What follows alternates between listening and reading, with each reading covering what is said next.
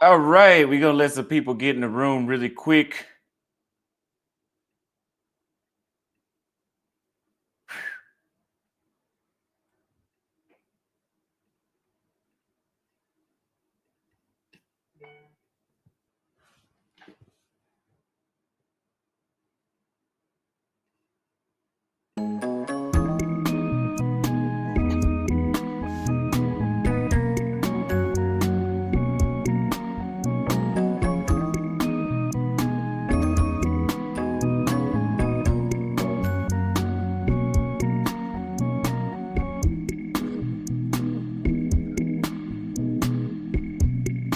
Minutes. We got a tea today, though.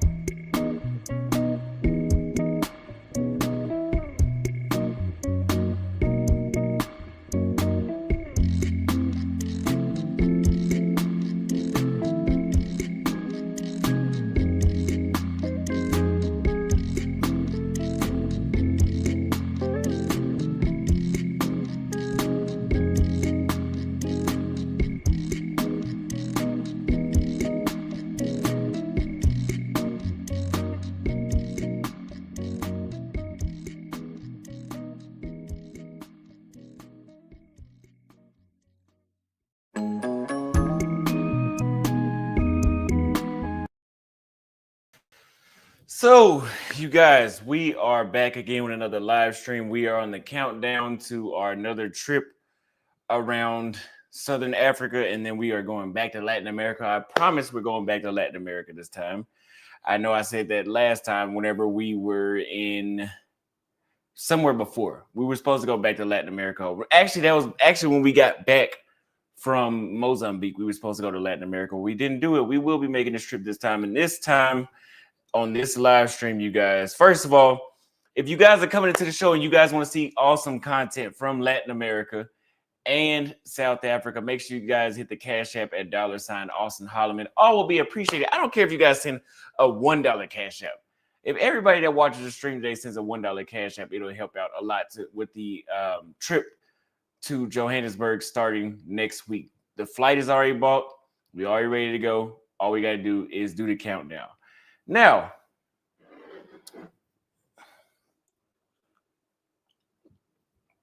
before we get fully into the topic, if you guys don't know, we have a website called theaustinholloman.com where we sell products such as handmade African kitchenware.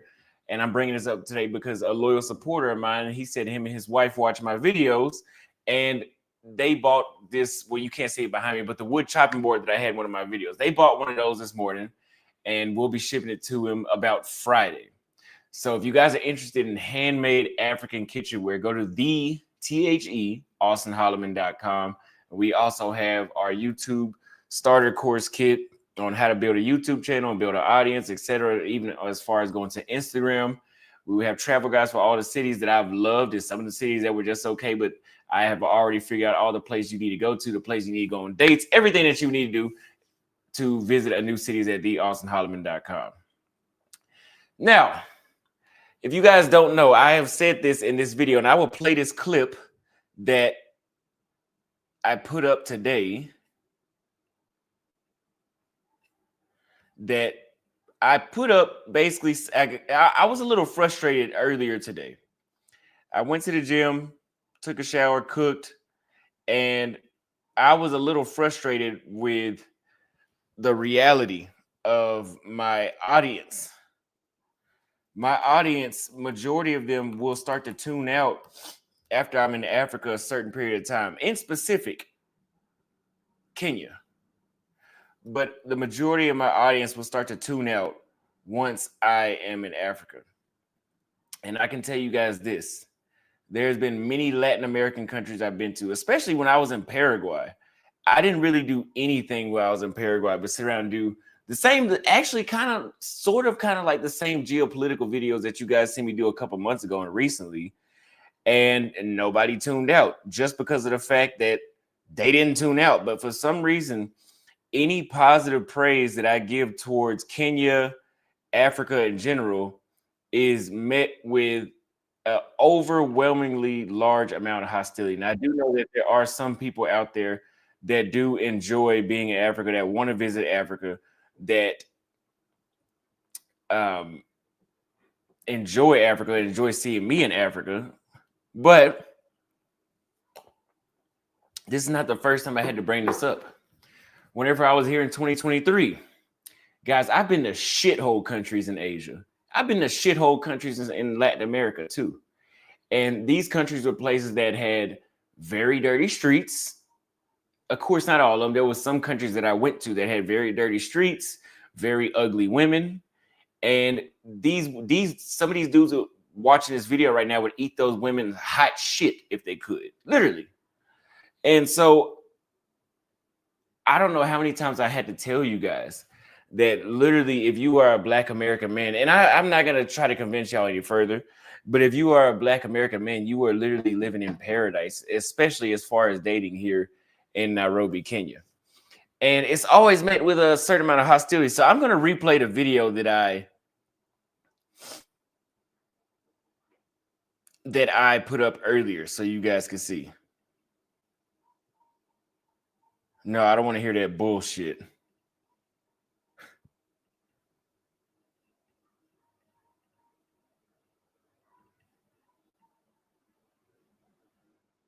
So we put up this video earlier. Let's go ahead and listen to it for those that didn't see. It's titled the same thing as this live stream. Black American men do not like African women.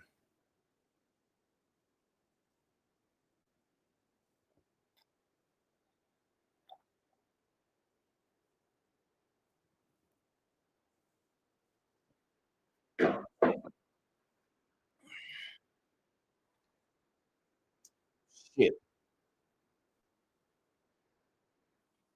Fucking video wasn't even on the screen. I don't know why this software doesn't automatically pop up like it used to.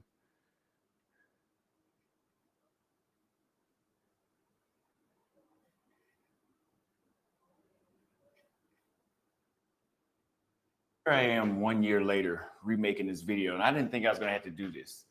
But after spending 1 year here in Kenya, after I noticed the way how the audience seems to tune out the most, this is the second time this has happened when I'm in Africa, is that I realized that Black American men, because that's the majority of my audience, do not like African women. I don't give a damn how many countries I go to.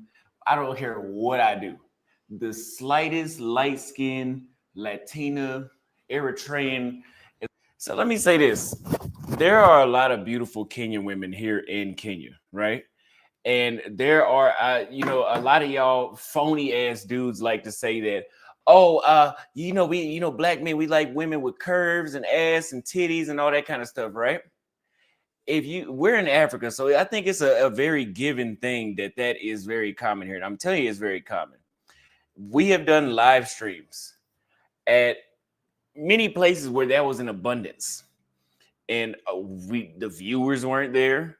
The rude comments about their mid, this and that. And these women are pretty much built like a Coke bottle. Like, I don't see what the fuck else y'all are looking for.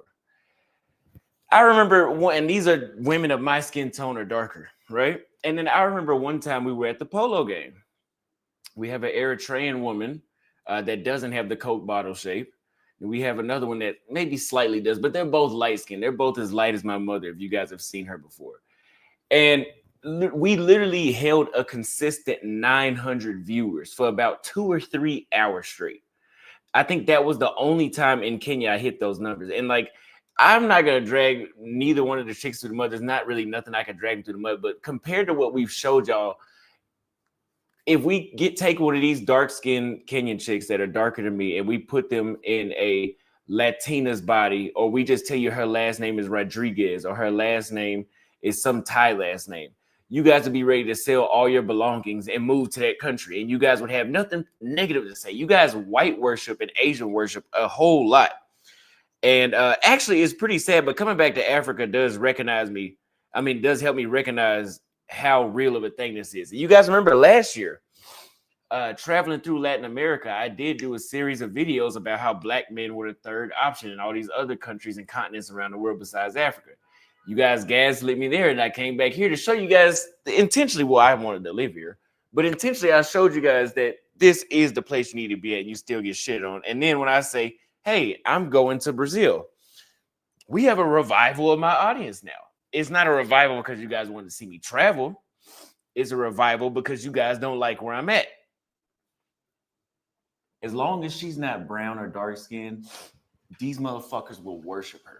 And I made a video about this last year about self-hatred amongst the black community and wanting to be accepted. And that's the reason why we favor Asia and Latin America. And even you guys would even go get 30 of your teeth knocked out by the neo-Nazis in Eastern Europe before you come somewhere where people are actually going to welcome you at home. So I'm saying that to say that I have to travel again.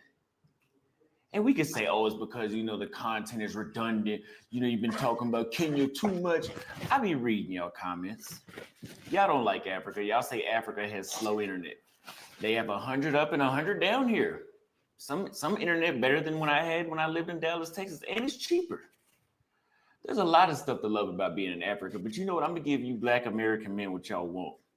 And I will go back to Latin America for a short period of time. I won't be there to live. I'm going to go to just show you guys, and I want you guys to look at the difference in the comments and the views and the critiques. Nah, I ain't saying that Latin America shit versus Africa. Hold on. If you're a black American man, you hate. I ain't saying that dumbass shit. He said, Austin, I thought you said you weren't African. No, I don't say crazy shit like that. I've already debunked that. Humanity started from Africa. White folks tell you that.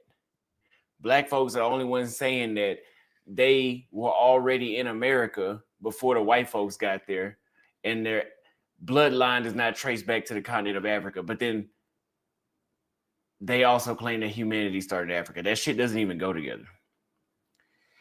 And what it is you guys just see that people want to separate themselves from African people in general.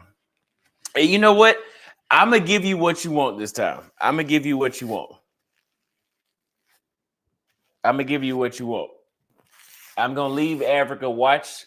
You know, there's whenever I started doing these videos about me leaving Nairobi, there's people that I have not watched my videos in months that I am all of a sudden seeing in the comment section.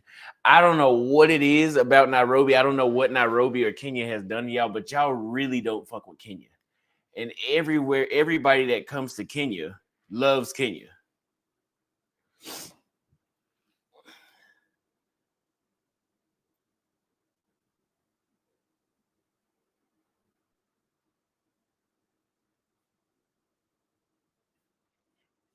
Do we have any questions about anything that has been said so far?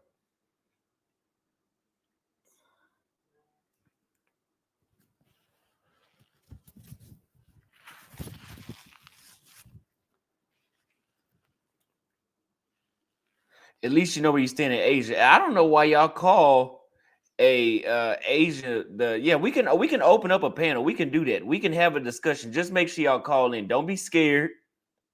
Don't be scared. We will go at you today. Somebody said the Kenya hate is crazy. That's Bobby said that. Yes, we know that the Kenya hate is just you have people making up shit in the comments that I never even noticed exist in Kenya. Issues that were never. But you know what? I'm glad y'all niggas ain't really liking Kenya. I really am.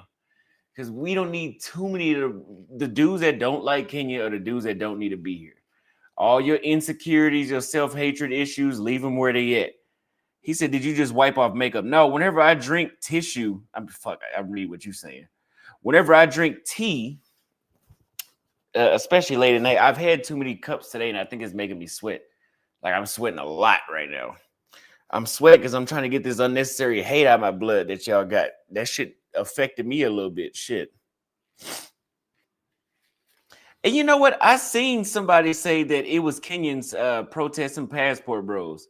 Were those the only countries protesting passport bro? Brazil did the same thing. They did the same shit in Colombia with pictures of people's faces. They've done the same shit in Thailand. So but again, if you hate Africa, you're gonna say some shit like that and make it seem like that shit has only happened here. When really that's a new phenomenon here. That's not really as well known of a thing as it is in a place like Colombia or the DR. But yeah, if you don't like Africa, that will be the first time you heard of it. But I did see that. I seen some Kenyans protesting passport bros with a damn Chicago shirt on. Make it make sense, man.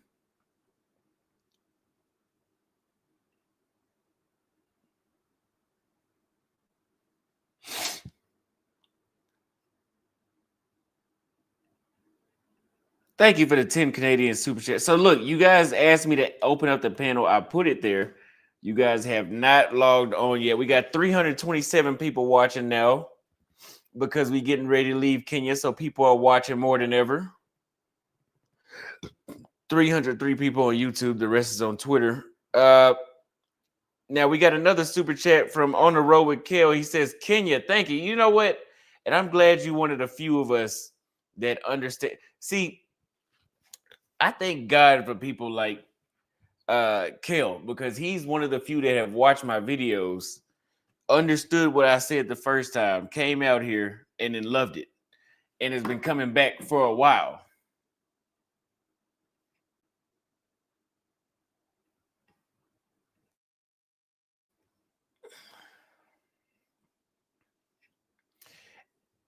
I've been dropping the link. You guys are not joining. I'm gonna give you guys 2 more minutes. Otherwise, we're gonna say fuck that panel, man. For the last few live streams, y'all keep saying drop the link for us to call. Drop the link for us to call. Hey, y'all never do it.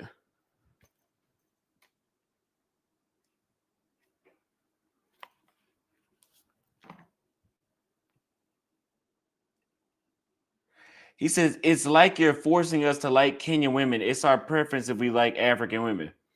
Okay, so you got to decide which one you're going to talk about. You're going to talk about one country in Africa or the whole continent, dude?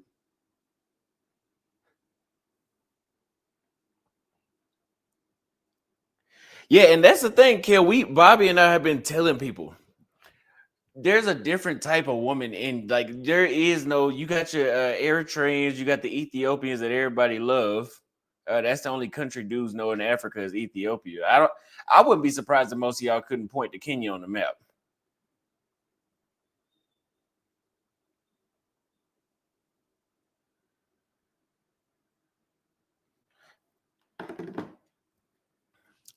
So we got George and Ginger.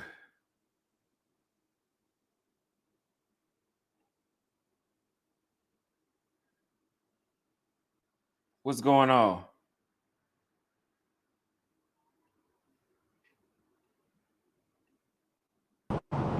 MJ, what's going on? Hey, what's good, Austin? How you doing? Doing all right. I'm in the truck right now, so the signal might be iffy. Been watching your stuff now for the past year or two.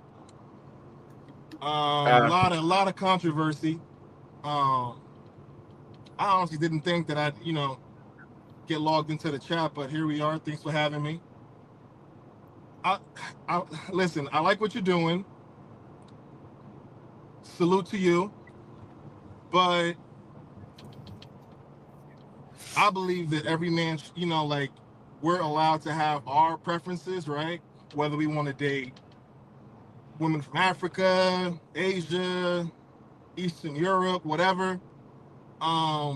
But at the same time, we should embrace our culture a lot more, right? Um, Oftentimes you'll see women, no, sorry, men, no, women dating like they prefer to date within their own culture, right? Like that's always their first preference. So why go to a different country and be the second option or the third option? Why not go to Africa? So I see your point clearly, and I fully support you with that point of view. Um, and that's all I really had to say. Never been to Africa. Just got my passport. I had to get my stacks together. But I do plan on visiting very, very soon. Don't have a time and date set yet, but that's in the works. Um, yeah. What do you have to say? So, uh, so yes, men do have the. Hold on, let me. It's an echo. So men do have the option to date whoever they want and be interested and attracted to whoever they want. I would agree. I'm not saying you have to be attracted to African women, but my thing is there's a difference between not being attracted and just making up shit that I'm not even seeing with my own two eyeballs that are here. And it goes further than just the women. It's just like I put it like this. I think some of y'all behind the keyboard are white sometimes. Like I think that some of y'all are white colonized, like colonizer white. The shit that y'all be leaving is like colonizer white. Not even there's no way you can be black saying this stuff that people say in the comments. So that's where I'm coming from, is just looking at the feedback.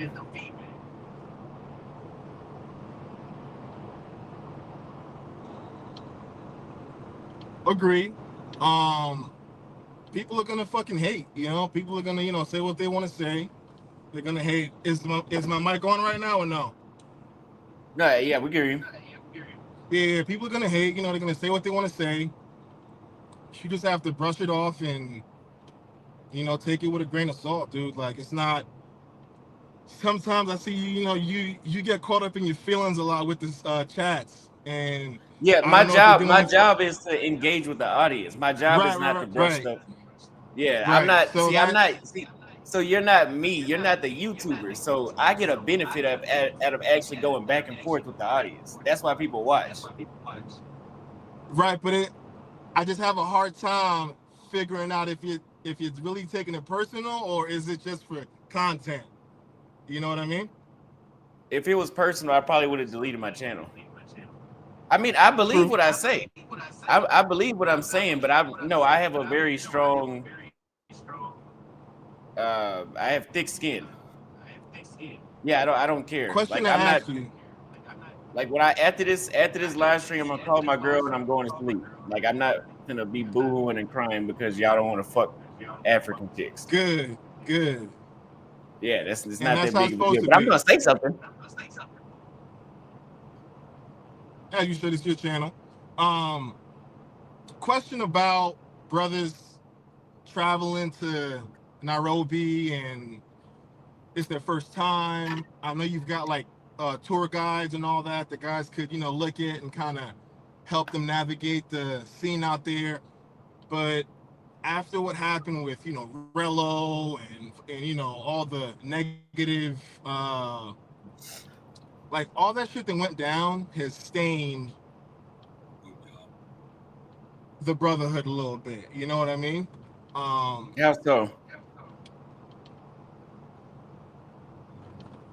and I'm just saying this just like I'm just speaking off the top of my head because he does so the shitty shit that happens out there with brothers coming out there and just acting like fucking fools. um they look at us and say, hey, like what the fuck's going on, you know what I mean? Like, is this how you guys represent yourselves as a whole, right? So one, making us look bad. um but I kind of want to skip through all the bullshit and just ask you, like, do you think that they look at us different now because of what happened? I honestly don't think they care. Okay. Yeah, Okay. and the reason I say that is because they're just now protesting. I seen a video, some Kenyans protesting, like, we need to see if Jay Rillo is locked up or whatever. Bro, that motherfucker left like 2 weeks ago. Y'all just now put, like, he did his first incident within like 3 or 4 days of him being here, and then he didn't leave until a month after that. So nobody could have gave a damn.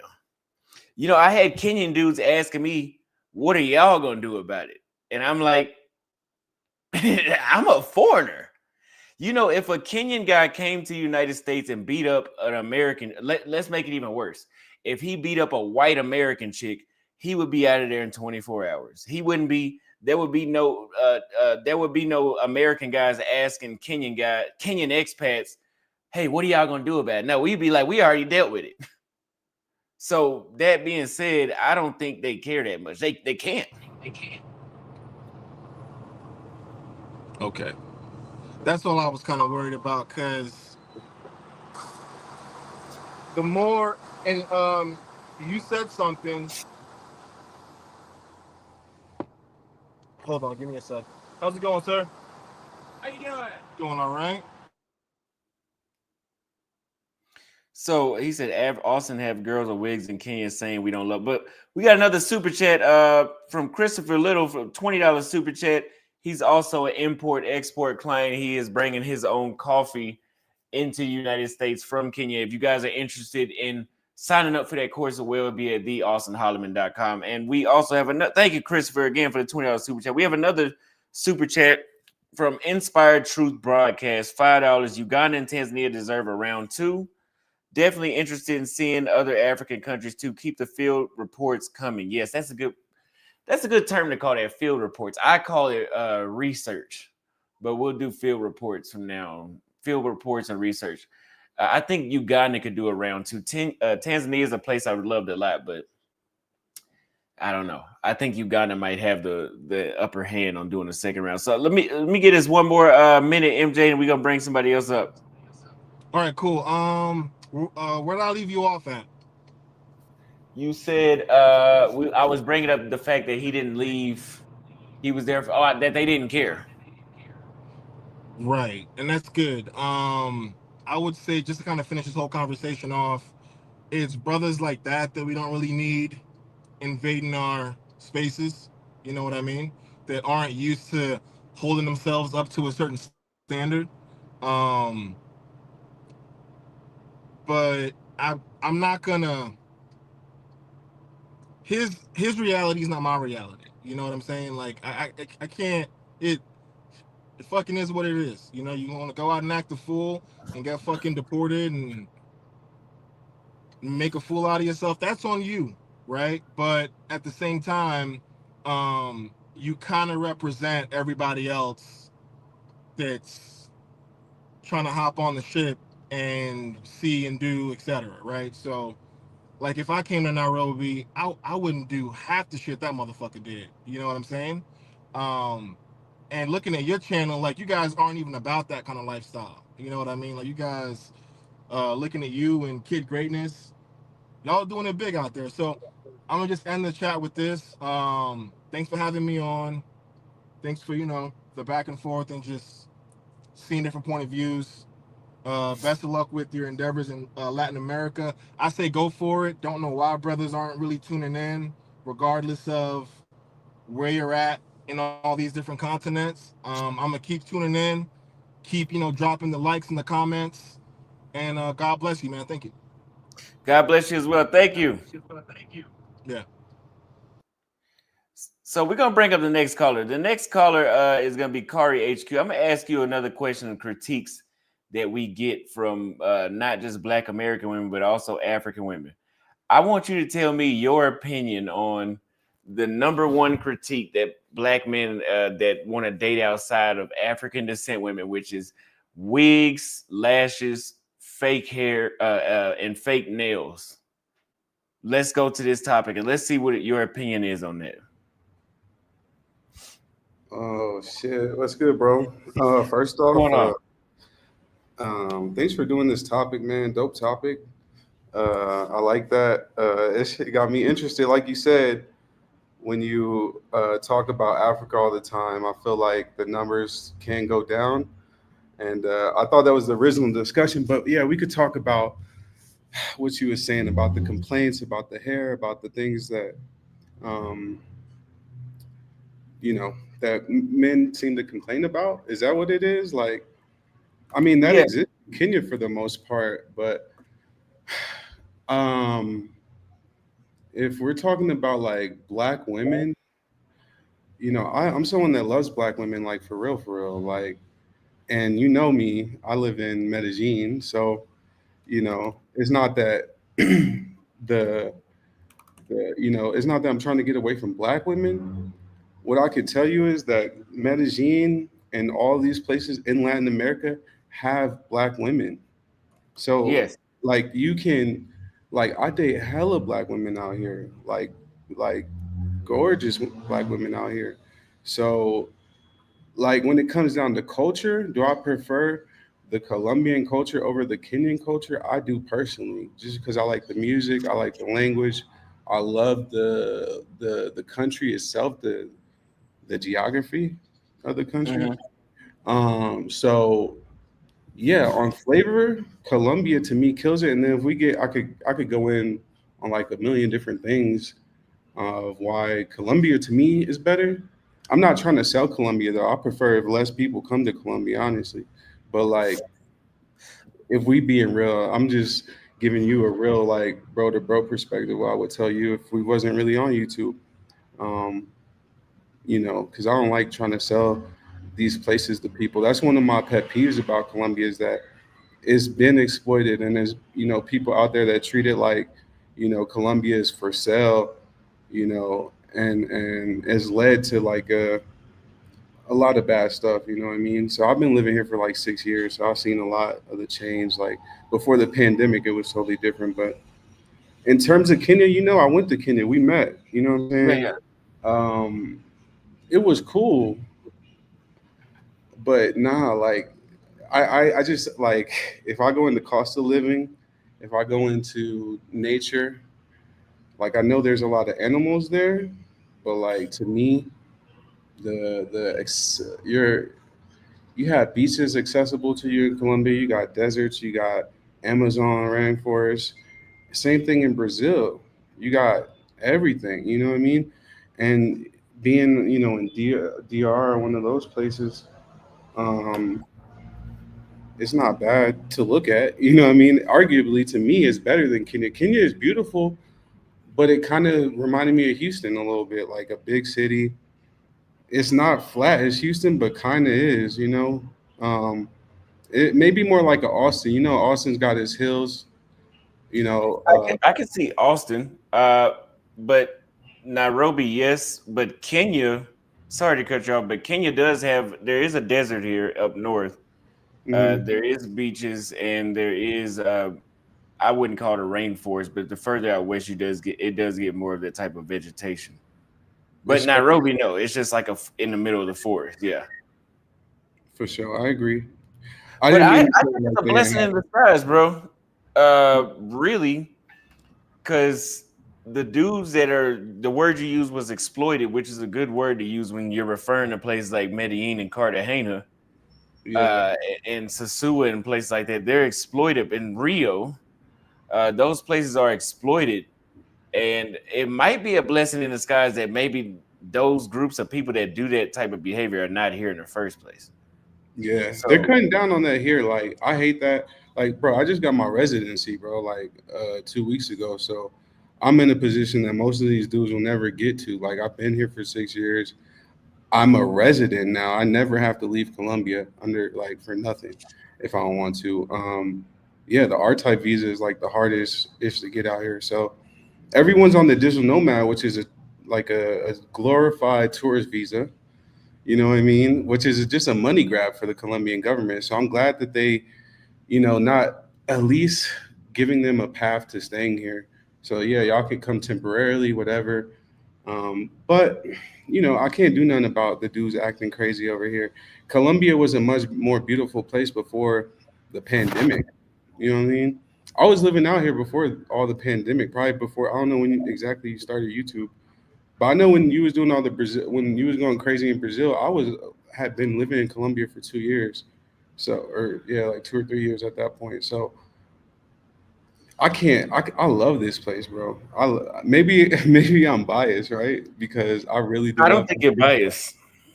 Because I've met you before, right? And you said the exact same then that you're saying now, which is that you like Colombia more than Nairobi per se. But the thing is, you're not shitting on Nairobi in a way with stuff that's not even in existence, or you're not, No, you weren't Nairobi doing that type fire. of behavior. Yeah. Nairobi fire. Nairobi fire. Now, if we get into like, okay, turning up with niggas all the time, like, okay, I like having diversity. You know what I mean? Like I said, Colombia to me, you're gonna get a few different colors. You know what I mean? Like in Nairobi, you're gonna get. I mean, you got Indians, but you don't really want to turn up with Indian folks like that. Do they? You know, I mean, like Indian people got some dope weddings and stuff. Like I'll rock with Indian people, but like you know what I'm saying? When I in Nairobi, it kind of feel like again like being in Houston. Maybe it's the amount of niggas or something, but um, you know what I'm saying? Like I feel like I'm back in Houston or like, and that's cool. But I kind of was good on all that when I left like a long time ago.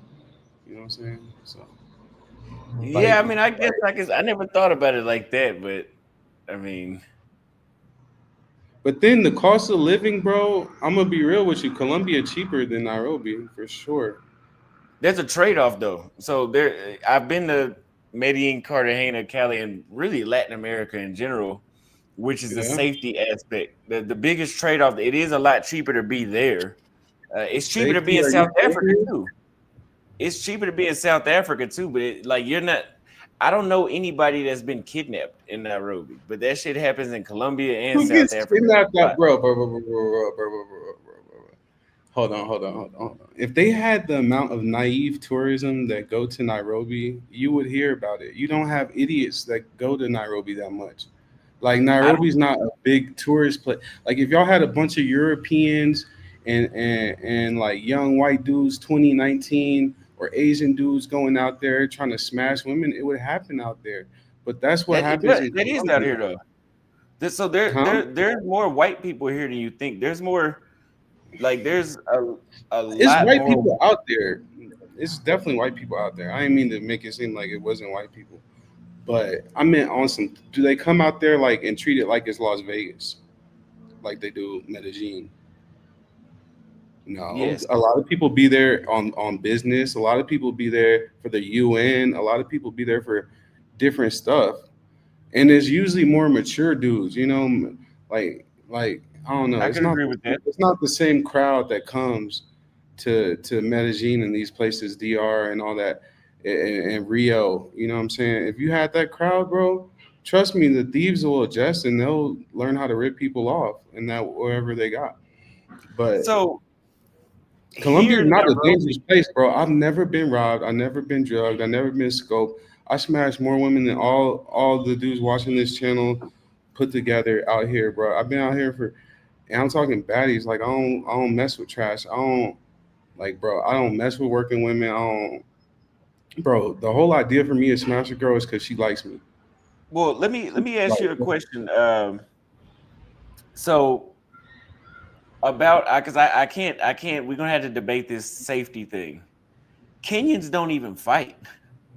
I've seen like no fights in Colombia, bro.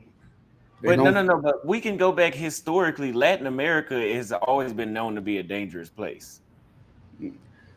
Um, bro. Like I just, I just, historically, I just think historically. I just think that you can't just say that because if I could say the same thing about the United States.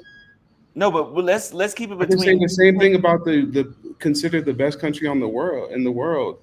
Is bro, I could show you more No, shootings but and people getting sprayed up right yeah, but now I in get the that. United States. I get that, but we talking about Kenya and Colombia. Because we're comparing the two. Okay. Kenyans don't even fight and they don't carry guns. Okay, well, I'll tell you this, like look at the amount of people that walk around in Colombia on the street versus the amount in Kenya. People feel safe here. People don't have as much, like if you're a politician, absolutely. They will get to you. You know, Colombia is the place where if you're in the narco world, if you're in the cartel world, if you're in or if you're just like overly rich and flashy and accessible, it's dangerous. But like, bro, for a normal person, you don't even have to worry about that, bro. I don't even think about that. I've been here 6 years with no problems. I'm surprised when I see all these horror stories and everything that come out on YouTube about Colombia. It's like, bro, where are these niggas going to? I live here, bro. Where is it? Like, bro, where are y'all going to? Like, maybe because I don't go to Poblado like that, but like, bro, I'm right here, bro. Like, you know what I'm saying? It's not dangerous, bro. I walk Well, around. I tell you this. I've been to I don't know, over 20 cities throughout Latin America, I believe, or it might be right at 20. Yeah, And I used to live in Salvador Bahia for a while, and that place is like one of the most dangerous cities in Brazil. Nothing happened to me there. I'm not gonna say it's not happening though, and I can't see how it happens though. I don't know how that's a big concern for like a grown black man. Like you're for one, you're the last target, and you know like especially in Colombia, like they don't even mess with black people unless you look like a gringo or something. You know what I mean? Like, unfortunately, a lot of people do look like gringos when they come out here. I see them all day, all over. But I don't know, bro. Like to me, Colombia, like I said, I can. Maybe I just know how to move. I hate to say that type, like, oh, I just know how to It move. plays a part.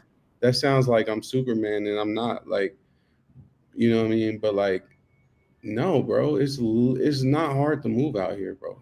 It's not. The fact that people act like Colombia is so dangerous is just crazy. Like things happen, they have bombings, they have military groups that all that stuff spikes the crime up, bro. Like you know what I mean. There's literal parts of the country that you can't go to, like at all, because you will get kidnapped if you go just driving around in Cauca or Choco and just go down the wrong street. You can get kidnapped, bro, for real. But why would you Well, do well, let me say two things really quick. So I'm gonna ask you a question after I say this first thing. But what I'm saying is, historically, if we look up any country in Latin America, but let's stick to Colombia. If we look up their historical track record in the past 50 years and look at that? Kenya's, they don't even compare. I mean, within the Sure, past 30, sure. 40 years, you had Pablo Escobar and the Cali cartel. There was nothing like that here.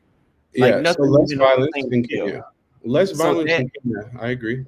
but so let me ask you this. So based off what you said, I just want to confirm this. Between the two, which one do you think is more dangerous of a country to be in? To me, it depends, bro. But like, my personal feeling is I probably felt more dangerous in Kenya because I didn't know Kenya. You know what I mean? Because I was farther from home, and I was like in your psyche, like Kenya is more.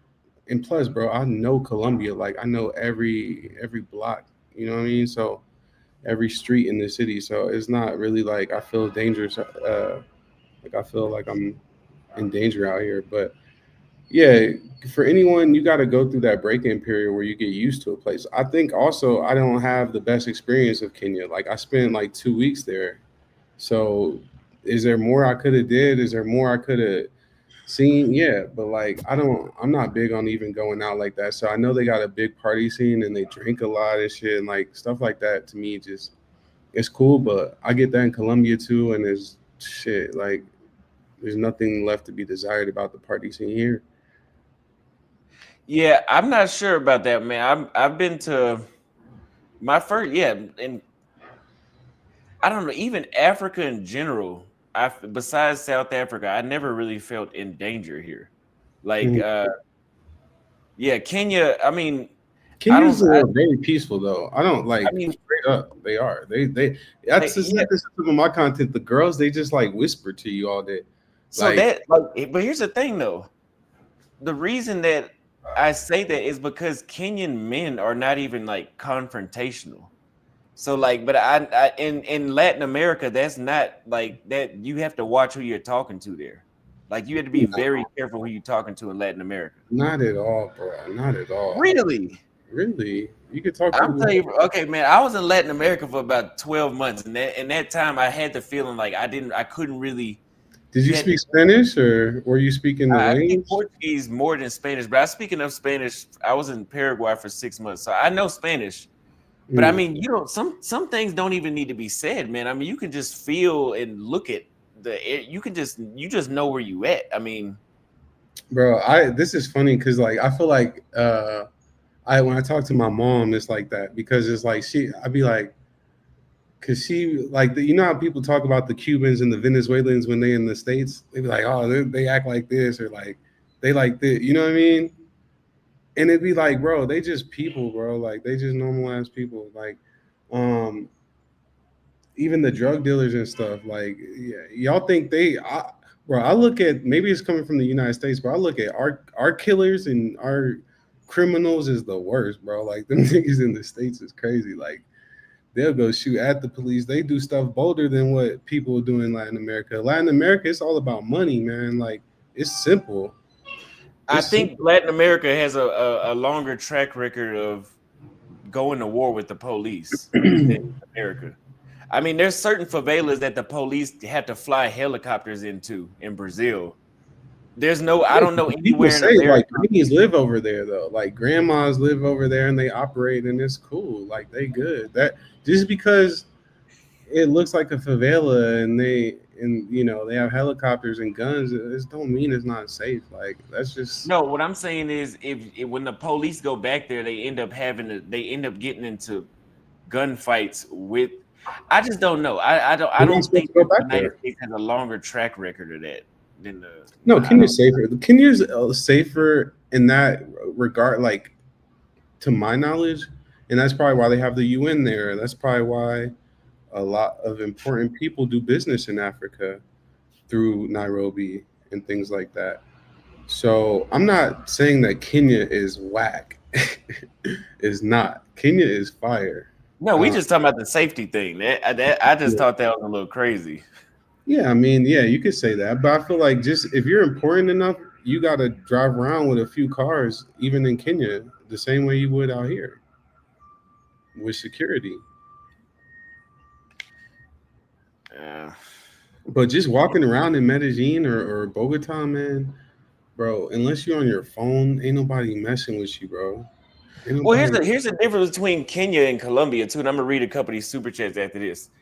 If somebody's stealing your phone in Colombia or in Latin America in general, it's usually at gunpoint. Here, it's just snatch and grab. Like if somebody snatches your phone in Kenya, if you yank them up by their shoulder, they're gonna let the phone go. In Sure. Colombia, you probably end up dead. So I don't see how that could be any more safe. Ernie's Money sent $50. But I definitely want to find out as a veteran how to come to Africa. Make sure you go to theaustinholloman.com and book a consultation. Thank you very much for the super chat. Bright Jaw says black men do like black women. Black women don't respect black men. If you're talking about black American women, we can debate that. But in Africa, that's definitely not the case. You can get to Love Street before you cross over Respect Street. Okay. Uh, the sad part is Black Americans don't use Colombia for its trade tariffs, discounts for business. Yeah. Thank you for the $5 super chat from Sonny Robinson. Good point, man. I'll be talking about that too, man. Noisy MacBook says, did he say grandmas live in the favela? Those are goon grandmas. They're gonna rob their granny. Thank you for the $5 Canadian. They're gonna rob their granny, right? Like they got the guns for the police, not the people. But I want to also say this too, bro. It's kind of related, but like I like the general disposition of a Latina more than I do the African women I dated in Kenya. Like, um, just the flavor, everything from the way they talk, the way they sound, the way they dress, the way. I'm not gonna lie, you're gonna hate me for this, and y'all might hate me and whatever. But like to me, Kenya has a body odor problem. Like for real. Like it's not like in Colombia is always been known as one of the cleanest hygienically like countries on the globe. I think it's always number one or number two. So like that matters to me. It sounds crazy, but yeah, Kenya like to me a Latina gonna smell better, dress better. That dress better. I don't know about that dress better part. The most well It's dressed women I've subjective. That seen. really depends on your bread, but like you know what I'm saying. Like yeah, I don't know, and man. The give Kenyan a chicks be Latina some really, bread. really fly. The Kenyan chicks be really fly, but the body odor problem, I've heard that before. I experienced that more so in Tanzania as opposed to here. But it depends. Again, it depends. I don't know. I mean, it's just one of those things like you might run across it, but like I can say that I've known some women that probably paying like $50 a month for their rent and they smell better than me. And Mm, then maybe it's some women that is paying the same amount of money in rent. Well, they don't stink, but I've ran into what you're talking about, but I wouldn't even generalize it. It hasn't been nowhere near 50% to even in my experience. okay. Maybe like 20% of the time, but uh no, I wouldn't. It's not enough to generalize it. Let me read this super chat really quick. Austin, addressed the fact that you nearly killed a woman in Nairobi last December. You made a video about it and then later deleted it. No, I didn't pay nobody. I ain't got no money to pay nobody, but thank you for paying me. Now we got another guy. It seems like he wants to challenge you on some of your statements you made. Mm-hmm. Uh Tyler, his name is you. He was on the screen when I brought him up. Let's see. Come back here in just a second, Tyler, because you're not on the camera. But the body odor thing is, I Y'all don't check know. me out, man. Kari.hq, bro. Like I talk about this shit, bro. Whenever, oh, here you go. So whenever people call me about Kenya, I haven't experienced a body odor issue enough to warn them, like, yo, these women stink. Like, I No, haven't reached it's that not like enough. it's not like if you messing with baddies, that shouldn't be that big of a problem. But like Then what women stink then? there were a couple like 7/8 that were like, you know, Where did you meet them at? at the mall, at the grocery store, all that shit. I met one girl on I think Bumble before I got there. But like, bro, like one is enough, and then you go to the supermarket and you smell everybody. Like, you know what I mean? Like I you walk, don't, I don't. bro, come on, Because now bro. what you're getting into is that typical African musty. Now there are musty people here. Usually it's the very far low class. The cleaning lady will be musky because she's been sweating all day, and the construction worker. But like when I go in the Carrefour and Quick Mart, I don't like. I'm not complaining about the smell. It usually just smells like what's ever in the grocery store, not people though. I did. Yeah, it might have been So bad luck. I don't know, man. I've been to the grocery store about 2 or 3 thousand times here, man.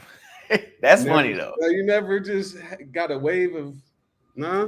Okay. I mean, yeah, I mean, you're gonna run into musty people no matter where you go. But I don't for want to make a again, big it's deal not. out of it. I don't want to offend Kenyans, bro. Like I really, cause I can see the comments, bro. Like y'all chill. Like, bro, I love Kenya. Don't get me. It's not. It's not bad enough for me to be like. Again, there's certain things that happen enough for me to generalize where I will warn you. So, like, whenever Kenyans say, "Oh, I want to date an American chick," I say you're gonna have a culture shock. Maybe he won't, but it happened. The women are different enough there for me to generalize to warn you ahead of time. Like, yo, they might not act the same way how Kenyan women do. Kenyan women do. But yeah, again, them stinking. I don't know. Like, I just have not. Like when I go on dates, for every 10 dates I've been on, it wasn't like 6 out of 10 of them was like, yo, I'm gonna cancel the date because she stink. Like that actually, when we go on dates, now if you out in public walking down the street, okay, but when we talk about interactions with women, that shit has probably only happened 2 or 3 times. Yeah.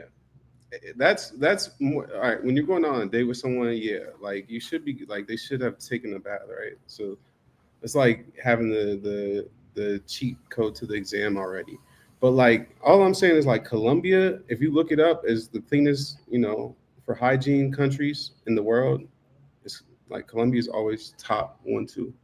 So I mean, wherever Kenya is on that list, they're there. But hey, Question. I got a question. Go ahead. Austin. Well, Yes, first sir. off, can y'all hear me? Can y'all hear me clearly? Yeah. yes, All right. Cool. All right.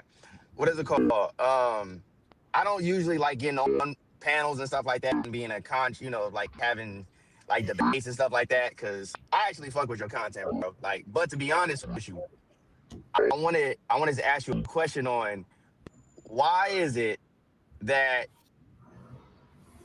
you're kind of you sometimes be untrue when it comes to Brazil. Like, I know you've been to Salvador, and you know that there is like most of Salvadorians, there's West Africans. And you're saying that, a lot of these guys, a lot of these black guys, they worship white people and stuff like that, and they're not white. So it's like, why? I'm not understanding why you say stuff like that. And you're like browbeating of Black Americans to like in Brazil.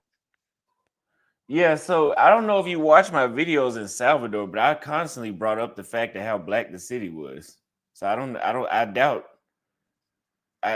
that Well, is relevant. That I'm saying because you said right now that a lot of the video that you just played right now, you just said that a lot of Black Americans, they have self-hate, and that's the reason why they always go to Latin America, and they always want to, always want you to go to Brazil and stuff like that. But in Salvador, just specifically, pretty much almost all of Brazil except certain areas was the German areas. They're West Africans. yeah, no. So I did a video about whenever I was talking about black men being like the second and third option around the world. I also said in those videos that if I was in Latin America, there was only certain cities that I wanted. And you can go look at it. I said Salvador, that's why I moved there. Rio, Cali, Colombia was another one I brought up. And those are all majority black cities. And yeah, so but you guys notice when I got to Sao Paulo, which is a very whitewashed city. White, right? That's when I started to notice. But hey, there was people that was advocating for that. There's Cartagena is another city I liked. It was just too dangerous, but right. But I feel like when your audience is telling you, "Oh yeah, we want you back in Brazil and stuff like that," they're talking about they want you to go back to Rio. They want you to go back to Salvador, because the thing is, I wouldn't recommend Salvador, but Rio and stuff like that, the areas where the black Brazilians are at, because I don't even think your audience was really like fucking with you when you was in Sao Paulo, because Sao Paulo is Sao Paulo, bro. Like, that shit ain't it. So that's why I'm just getting I'm not getting when it comes to that video, as you were saying, like the whole self-hate thing. yeah, fire, bro.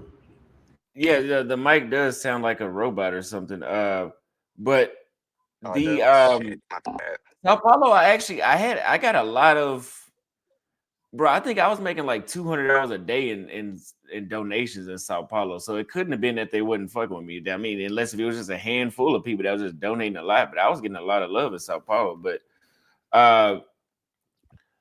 no, so again, in the video that I put up, it said black American men don't like African women. That the Brazil thing is irrelevant. Like, that's not just, by that logic, if I say black American men don't like African women, and I just go to Atlanta and say, well, look, these chicks are African descent.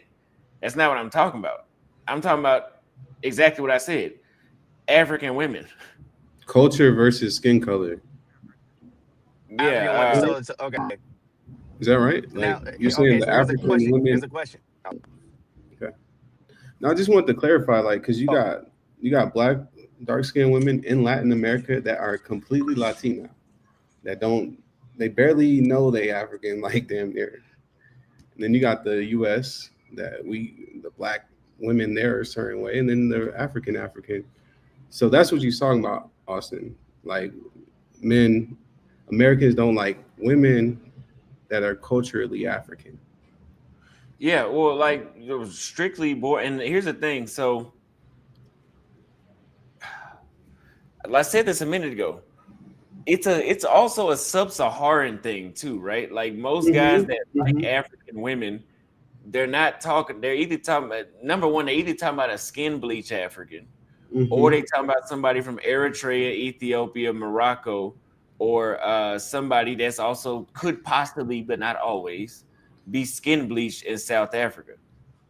They got plenty of beautiful women in Mozambique, Uganda, here in Kenya, Tanzania.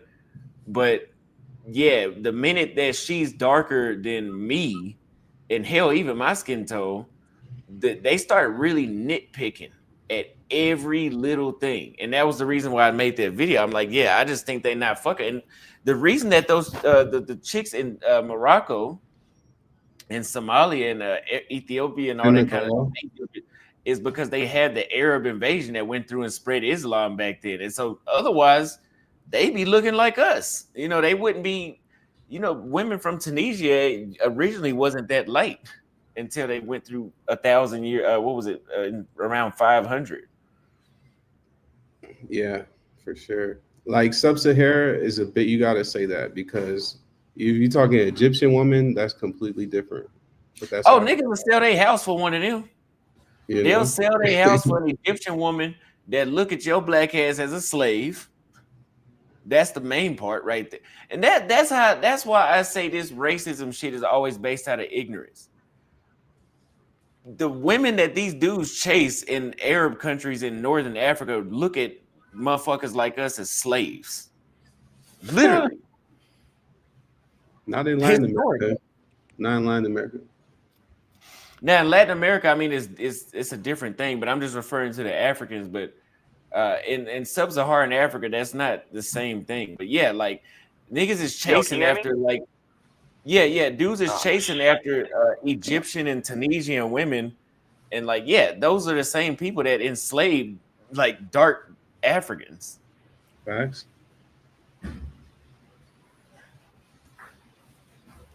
But I mean, if y'all want to keep chasing slave catchers, that's okay. Shit, bro. I mean, if you don't believe me, go visit Tunisia and see what happened. See what happened when you go to Tunisia. It's like going. I bet you it'd be like going back to Jim Crow. That's why I haven't been over there. That's funny. I mean, Brazil racist as fuck. You talked about that a lot. It's real. So is Colombia. It's a different thing though. Like it's like almost classism. You see black people in the worst barrios with less belongings, with less expensive things, with less representation on advertisements, with all that type of stuff. It's not like the cops gonna treat you any different because you black out here. Like, and so that goes. So the racism we had, I said before, the racism we had in America was segregation, and there it was integration. So instead of them separating the people in Latin America, the people in Latin America have been brainwashed, or maybe it's not brainwashed. I guess they did. They needed to whiten their blood, or they needed to lighten their skin, marry a white guy, so that they could actually be something. Because without that, they ain't shit. In that system. Yeah, what was it? When I was in Kenya, every time I would meet a girl like on a dating app, bro, she would be so much darker in person. Like all her pics. Oh yeah. Like that shit is so weird to me. Like that was a big ass turnoff too. Like why they do that weird shit out there? Like you gotta pull up on me anyway. Like be proud of your dark skin. I like dark skin. Like why what the like to also have a dark skinned woman that's like self-conscious about being dark, like that shit is kind of like not attractive. Like so I did like Yeah, I did an interview today about with a Rwandan woman that lived in Denver. About she has a business about bringing awareness and combating and prevention to self hatred and skin lightening creams and stuff like that. That entire thing. Uh, now the numbers on paper are not that high because she said everything is pretty much being done under the table because the countries have made it illegal to do that kind of stuff. But it is an issue. But one thing that people like to say is that African women will white worship white men, or like white men have the first pick out here. And I mean, maybe somewhere, I don't know, man. Maybe I just look good to these motherfuckers out here. I don't know. But when I was in Latin America, I could see that shit with my own eyes. Out here, I think I don't think, I know white men are literally just a money grab out here. Yeah, they are. I've seen it. It's funny too. That's facts. So That's big facts. now in Latin America, them being the first option, we can go back historically, like we were just saying about how the black people are given the shitty end of the stick and they have to pretty much mix in order to be something. Yeah. But yeah. Shit, look. Somebody said they couldn't find where to book a consultation. I just left the link in the chat, Ernie, right here. It just says book a consultation here. You can click it there. Yeah, he even said red Put a bone. super chat. You already know it. Peace. What's going on? What's going on, Austin? Go ahead. How you doing? I'm good, brother. Yeah, I mean, look, man. And I also feel like brothers should already know this. It happened in the U.S. It's in Africa. It's in North Africa, South America. You know, in South America, they have the, what's it called? Maraja La Raza. You know, improve your race. Date into the lighter skin tones. Same thing in North Africa. They had Arabization. So somebody said Berbers weren't dark skinned. They used to be. They're still dark skinned Berbers. Northern Mali. You know, you go into a lot of the Sahel. But if you go into a place like Morocco, Tunisia, you're going to have a better life if you try to date up in terms of skin tone, lighter skin tone. So, you know, that's just a thing. We should know that happens. But, I mean, it is what it is. Not everybody subscribes to that belief, you know, especially. I found out last year. Yeah, it's a thing. Oh yeah, I was watching that the videos you were posting. Like they just, if you go to the big cities, I think you were saying in Argentina or Colombia or somewhere, they just not gonna mess with you if you darker skin because it's an ingrained practice. But you know, it is what it is. So I think one of the problems, I'm not saying this is for everybody, especially the brothers in the chat.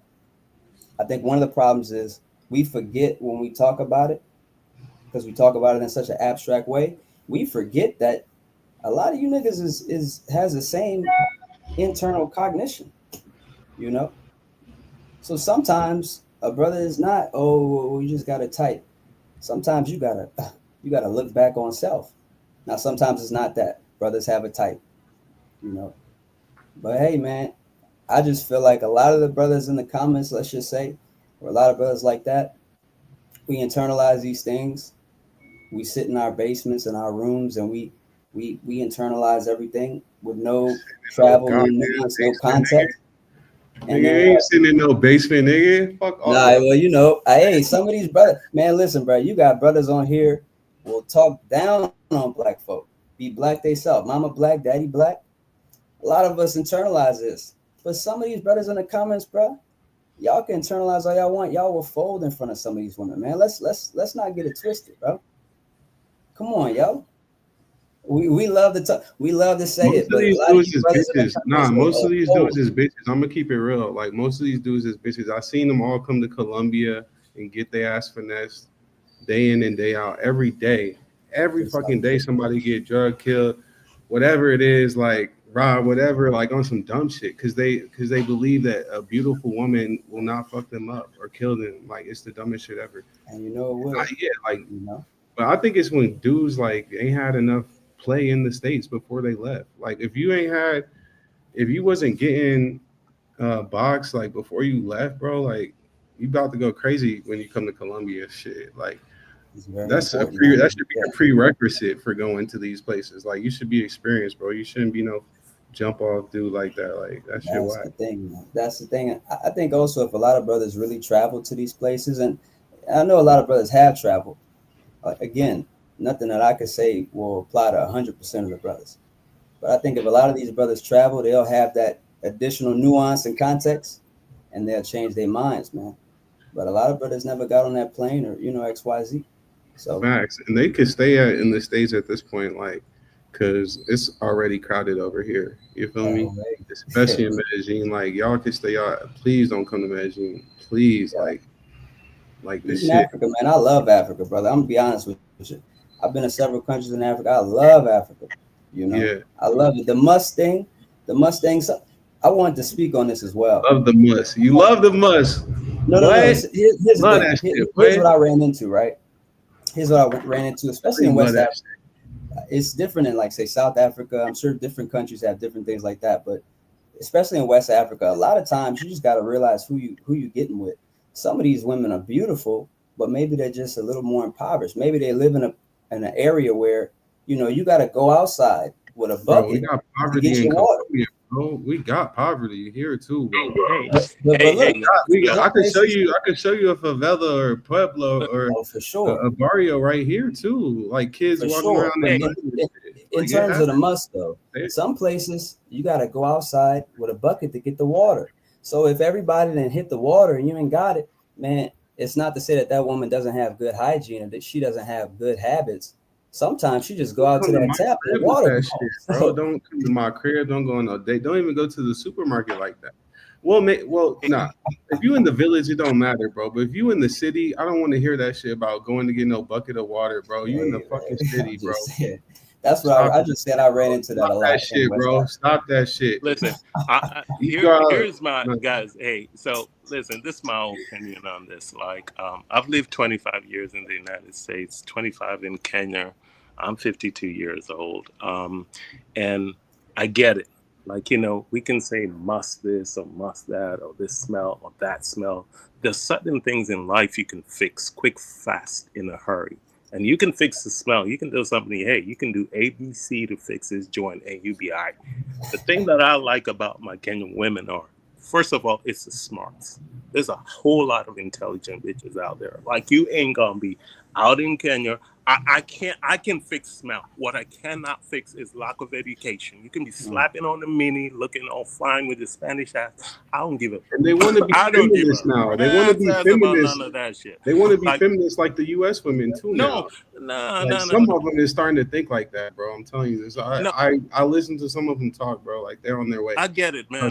I have American women here on like bath pills, smelling like shit in the club later on during the day. Like, it don't even make sense. But all I'm saying is, hey, there's things you can work with, there are things you can fix overnight, there are things you can't, and that's life. But Austin, I appreciate it. You've been there long enough.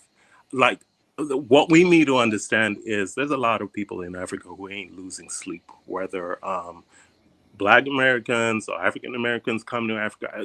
Kenya is there. Nobody's losing sleep over that shit. Nobody. Like, y'all come, you don't. Like Jay Rillo. Like, come on, Rillo? For real? I was like, Rillo? You thought you were going to come show up with your accent and get play? Like, nah.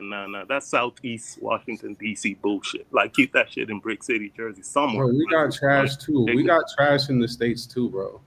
Dude, that's what I'm saying. Like, it's balanced out. You got to figure out, like, where are you hanging out? Where are you getting this women that ain't like got body odor and all that shit? Like, you gotta, like, I might smell that shit in the supermarket.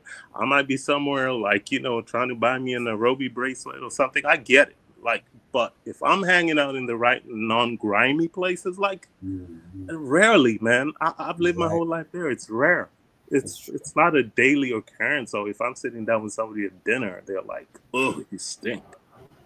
Yeah. No. I feel like brothers gotta have that. No, they gotta have that understanding. Like, it's what are you going for? You go for a girl who she coming to the city to work, but she really from the village. Yeah, hey, I need reality to it. And I don't need that basic shit. Like, you look fly, but you ain't got nothing to say and da. Nah, man, that shit get old quick. Yeah, man. Mm-hmm. You gotta have some like engagement, some intelligence. So I can fix that. I'll go get you some roll on and be like, get busy. Oh, come on. I'll be like, well, hey, what is I y'all's slip a opinions roll about on in your purse. What is y'all's opinion about the fake hair and fake nails critique that they do towards the black chicks? They don't do it towards the white chicks, and they wear the same shit. Because it's bro, don't even do that, bro. Come on. Why you gotta do that? Listen, the Because more it's not fair. It's not fair. Black, the it's more you harder to take add care of on, the black more hair. hygiene plays into it. The more you add on, if you're putting on fake hair, you gotta take care of that shit. It's gonna That smell shit different. smell like trash, bro. Like, don't even. I mean, listen, man. I mean, for me, it just depends. Obviously, like a lot of brothers, I like my women. I like the natural look. I'm not gonna say I like my women this way, as if to say I don't like them another way. I like the natural look, but also, yeah. Do I think metaphysically there's a reason why black women go towards the long straight hair XYZ? Yeah, I think that's more of a philosophical conversation. Women gonna be women, man. I don't want your nails to be this damn long. That's just my preference. But also, I'm not gonna somehow disqualify a woman because she's trying to look good for me. If I just go on a first date, That's you a trying good to way look of good putting for me. it. Yeah, and this is, we didn't talk about it. You trying to look good for me. You got yourself up together. Oh, but you got weave on. I didn't live. I can't live your life for you. I don't know you. We just meeting. So Listen, women, we've man, gone women will be all women. these versions. We've gone through all these versions. We've had our jerk curls, our earth, wind, and fireless, straight presses. All like we all met. We've been through it here, so it's hard to say, You know man. what I'm I ain't gonna saying? press women. It wasn't too long ago, brothers It was wasn't getting too long curves in ago. their That was head. like mid 70s, man. It was Yeah, Jericho's, like Curl Kid, like the 80s, like Michael Jackson had that joint. Like, it's hard. We can't play. We can't be the arbiters on that shit. Yeah, man. And then people talk about the good hair or the not good hair, man. Well, man. Here, Lord in the chat, he just said Ethiopians got good hair, fellas, but a little weave and braids ain't gonna hurt every once in a while. So usually, whenever I hear black men complain about the wig and the weave, and so like I'll show them, like let's say I'll show them a Kenyan chick, right? Or let me not say that. Let me just say I'll show them an African chick. She got the coat, she got everything that they like, but she painted her fingernails yellow, so I know y'all don't like that. And she put some weave and some extensions in her hair. They'd be like, oh, well, she got nails and extensions. So you wouldn't fuck her. Hey, listen, awesome. I ain't seen nobody complain. If she came at you because she got wig. I ain't seen nobody complain about Alicia Keys braids. I ain't seen nobody complain. Randy had her joints. Cassie. I ain't seen nobody complain about Mary J. Blige. I don't know. They don't be complaining. Nah, I know. I've been watching Lord video. He kind of a troll. He's funny as hell, but on the real, man, we only complain when the conversation is around, insulting women.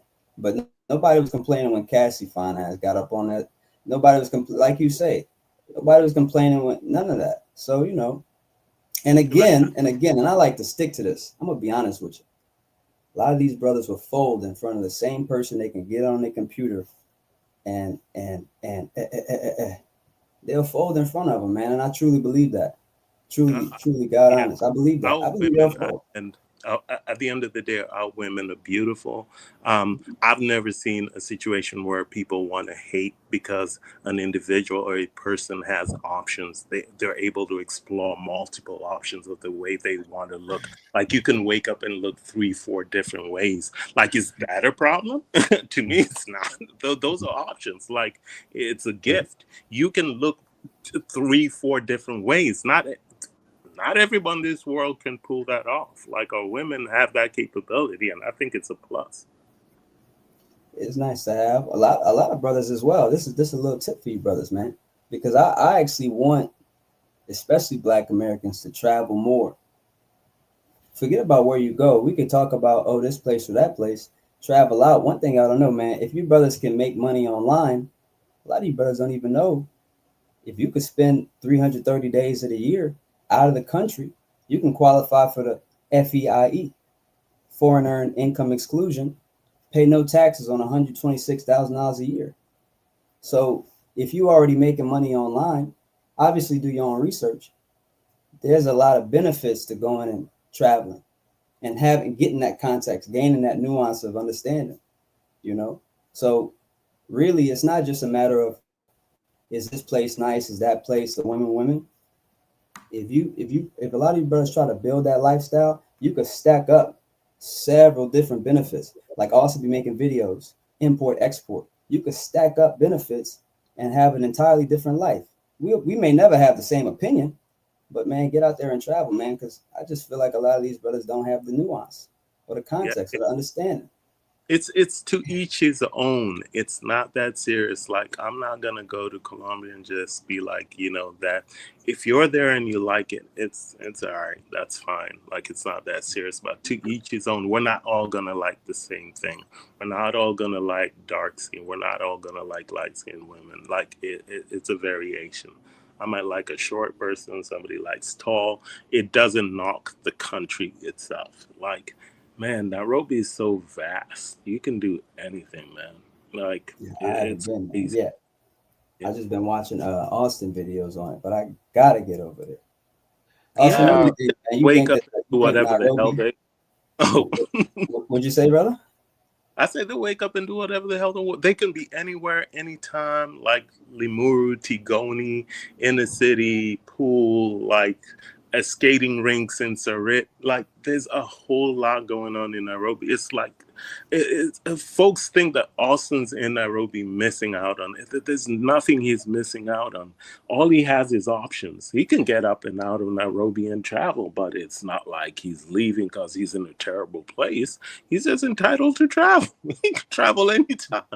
But he ain't in no mud dump. I can tell you that all day. Let me read a couple of these chats really quick. So it is Risu one says Ethiopians are overrated. I would agree. G Turner says Medi is great, but please keep sleeping on Africa more for us. That's where I'm at with it too. Because again, like here's another thing, because there's like y'all been talking about, there's a lot of stuff to invest in. There's a lot of opportunities because this is an underdeveloped nation. So even if y'all are hating, like I didn't come to Kenya thinking about that shit. Like, oh, like let me open up this or let me do this. Yes, originally the first thing that I was like, God damn, when I got here was like the women. But then again, I'm American, so I'm from America. I know what that looks and feels like. And I'm walking around, I'm seeing stuff that's not there. That's not here, that's there. And I'm like, oh, we could do this, we could do that. This is like an opportunity that needs to be seized at the moment. So, but y'all keep going to Brazil, where trust me, Brazil is way more developed than Kenya. So the opportunity is going to be more expensive and more competition and just less opportunity in general. So just do that. But Laura says, hey, he said, how niggas gonna say Ethiopians are overrated but never been to Ethiopia? I mean, I could see that too.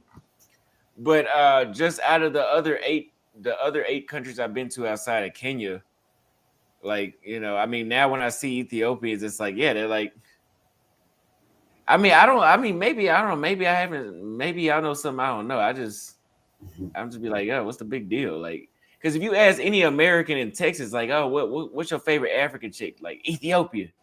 They don't know about Somalians. Like, shit, they just as beautiful.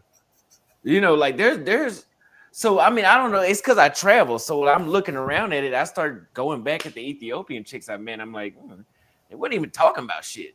Anyway, the next super chat is from Official Kobe says Medellin chicks have low IQs, pretty and dumb. I didn't run into too many dumb. I actually with Medellin, I think I've never actually I dated one chick in Medellin and she wasn't dumb, but I've heard everybody say that. But also be serious with me. Like, Nairobi's diversity is like, it is easier. You can probably come out in here and say you've dated an engineer. You've probably dated a lawyer. I don't know that that's true in the Spanish countries out there. That it's not like you're just going to walk up and stumble on one. I think it's easier. You can be at the club in Nairobi and it's an engineer, it's a teacher. It's like it's I don't know. Maybe I'm just biased because I'm from there. You can stumble across you can stumble across professional women in Kenya for sure, because there's a growing middle class. But the barrier for us is, again, like we were saying earlier, like there's like a racial barrier in Latin America.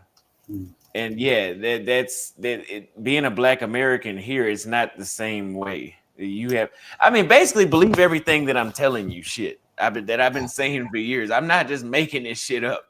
But yeah, if you guys want to come, just listen. Yeah, man, people don't know about that. You know, that there's a whole culture out there in Latin America, and I haven't been. I'd love to go. But people got to realize there's been a culture throughout the entire continent due to colonization and slavery that a lot of people have that internal engine to wanna lighten their lineage. And me, I like advantages. I'm not gonna lie. I saw a brother talk about women don't give me any play XYZ because I'm 1.79 meter tall. I had to look it up. That's like 5'8.5". I'm 5'7". Brother, that's not the reason.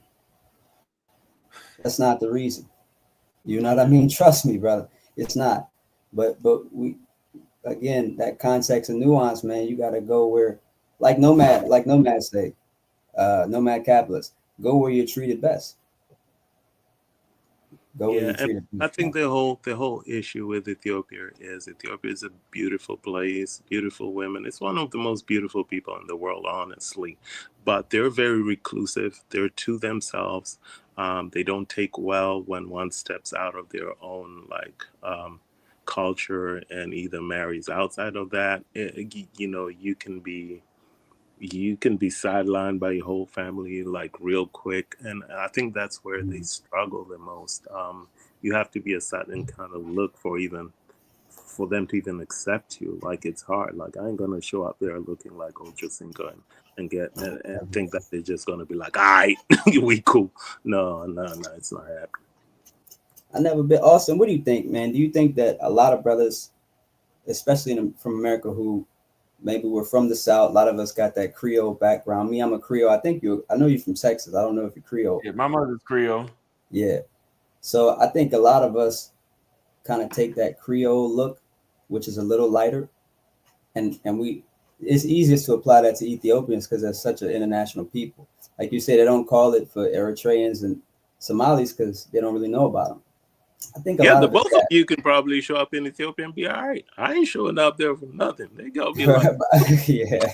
But I think a lot. I think that's it for a lot of brothers. I think that's why a lot of brothers look at Ethiopia. The ones that travel that are in Nairobi are different. Like the ones who leave Ethiopia and come to Nairobi, they're more like laid back. They've kind of built that Nairobi culture and all. They're a little bit more open. But if you travel to Ethiopia, it's a different ballgame. Basically, the African women that Black men like is like a cliche shit. Is what I'm trying to say. Like they don't even know where these countries are at on the map, but they know that South Africa, they got women that they like there, and they like women in Ethiopia. They don't know how to spell neither one of the countries. It's almost like a follow the herd mentality. Which again, it took me a while to go to South Africa. Like it took me basically since 2023 to go there, and like because like when I see us hyping up shit, I'm like, yeah, this shit it's got to be over the top. It can't be more like Kenya. I don't know, man. Kenya is just hard to defeat. Also, I've never seen you like walk the street and try to talk to somebody, and you be like, just like, God damn, I can't understand a damn thing this thing, like. Never. It's almost like you're just like fluid. Like it's just like it's another damn in Dallas or whatever.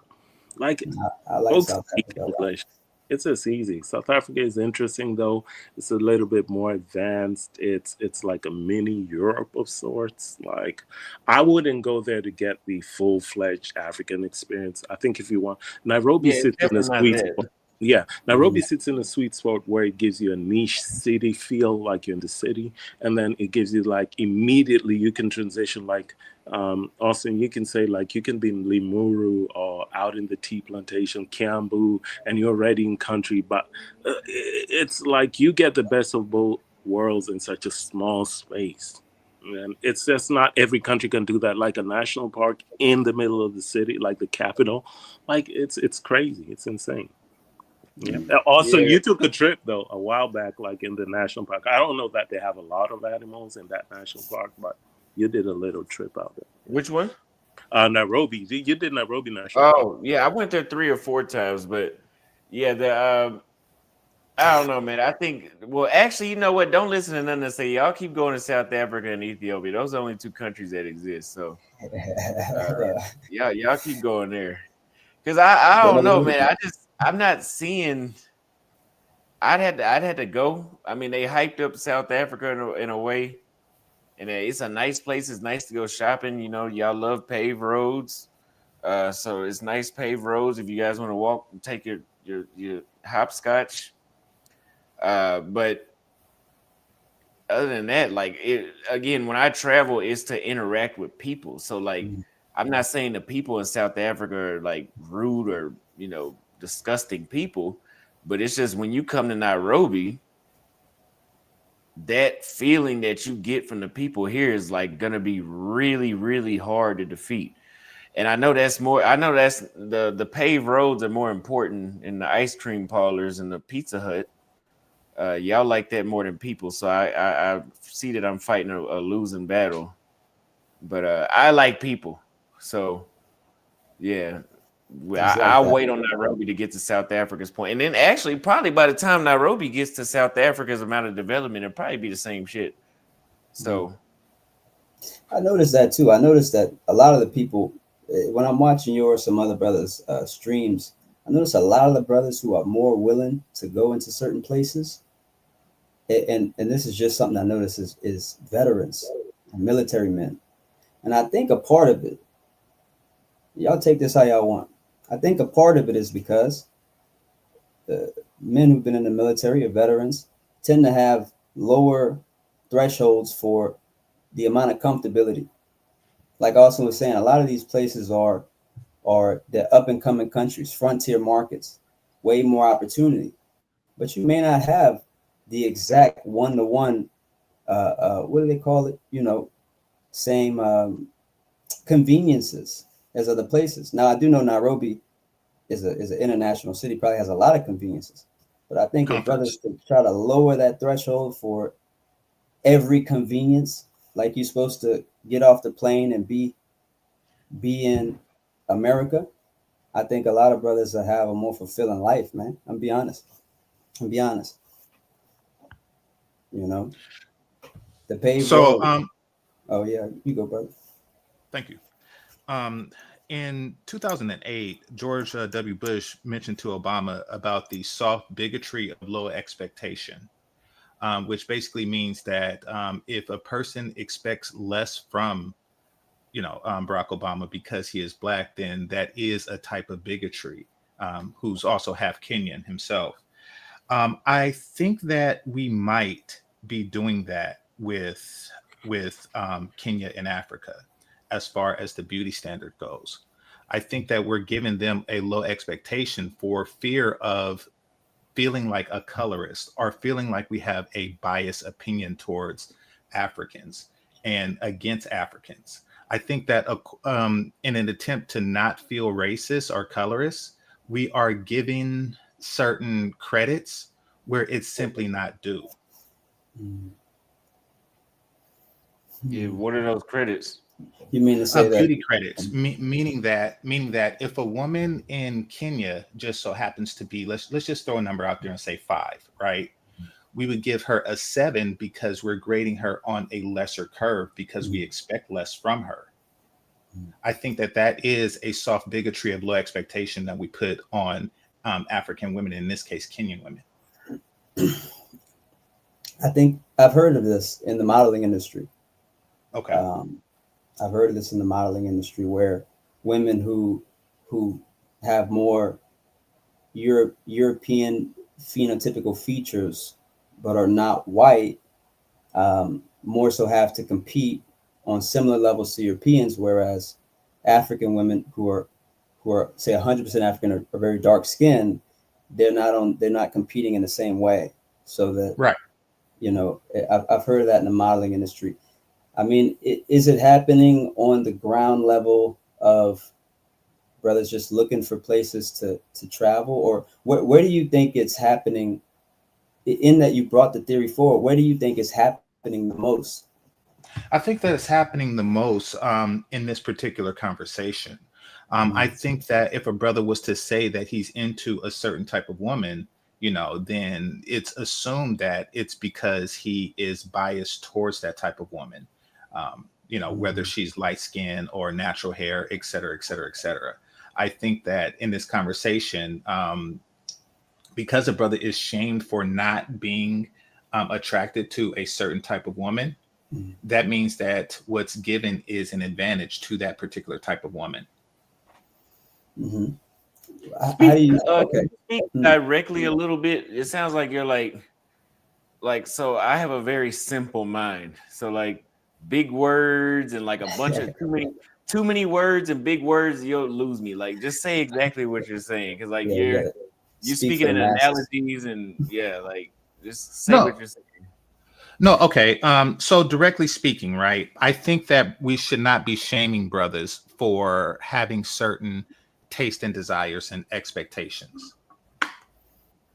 Okay, see, I understand that. Good. Yeah, what you were saying a minute ago, it was like a damn poem. But I apologize. I do that a lot. yeah, yeah, you had me lost. But yeah, so fuck it. I mean, yeah, like I said, if y'all don't want to date Africa, I just felt the need to bring it up because I just didn't. It was just annoying. Yeah, I mean, what Austin was originally saying was, you know, oh, he's saying when I go to Kenya and I get around women who, you know, by his own standards are beautiful women, the was the in tune, the viewership goes down. Whereas if he goes to this other place, I think I agree. I've heard of what you're talking about, brother. But you know, I feel like that might be like the third rung on the ladder, where there's another rung that we don't necessarily have to talk about. But I feel we should know thyself.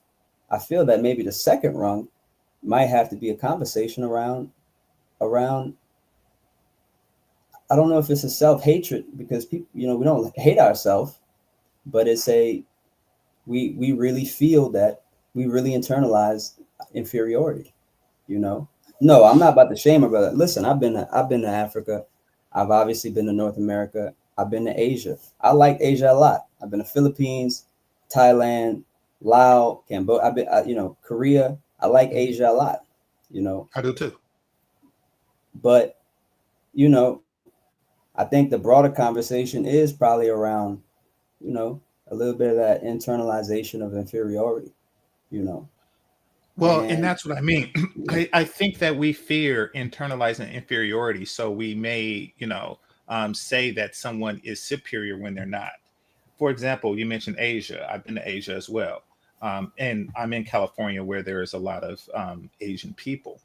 And I have to say that the rank and file Asian woman is not what I would consider beautiful. However, what I can say about them is that, and this is foreign and domestic, is that they try their best to give the greatest value to a man.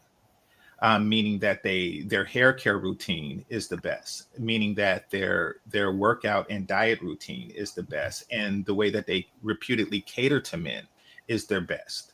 So they're given their best, even though their genetics may not be the top, meaning that they're not going to not going to see many past the Sika. I can't necessarily say that about African women.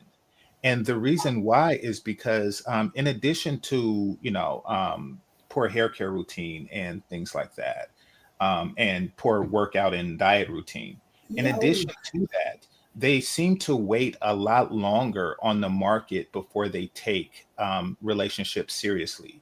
meaning that Asian women start looking for a husband at 22, maybe 21, where African women start looking for relationships after 35, or at least to take them seriously. So that puts them, there's a lot of things that they can do better that we do not call out because we feel that it takes away from our solidarity, or we fear that it's self-hatred or an inferiority complex. So G Turner says, "Don't sleep on Eritrean women. I met and dated a gorgeous one in Ethiopia. Thank you for the super chat." Reek says, "Cape Town is not a passport bro city. Don't come here unless you're making $7,500 a month at least. Tell your boy greatness. Don't come here in a black tee every day. Come here in a jersey and a snapback and a pair of Timberland boots." Sonny Robinson says, "I love black women from Africa and loves them from Colombia, the Draker and more cultured." Draker. I think darker. The darker and more cultured, the better. Thank you for the $5 super chat. And it's not self-hatred. Black women just have a bad rep. I mean, fuck the reputation. I'm dealing with them, man. So yeah, facts. Hey, my reputation is a sex tourist, but I'm giving you guys videos about geopolitics. Yeah, so the reputation. I never understood the reputation thing. It's like, don't deal with that woman. Duh. Come on, yo. I don't understand that. Like, okay, so what that mean, that you got to deal with the woman with that reputation? Maybe if you don't have options, maybe you feel like that's so true. Maybe you feel like this whole reputation story is so ingrained and written in stone because this is all you can attract. I don't know.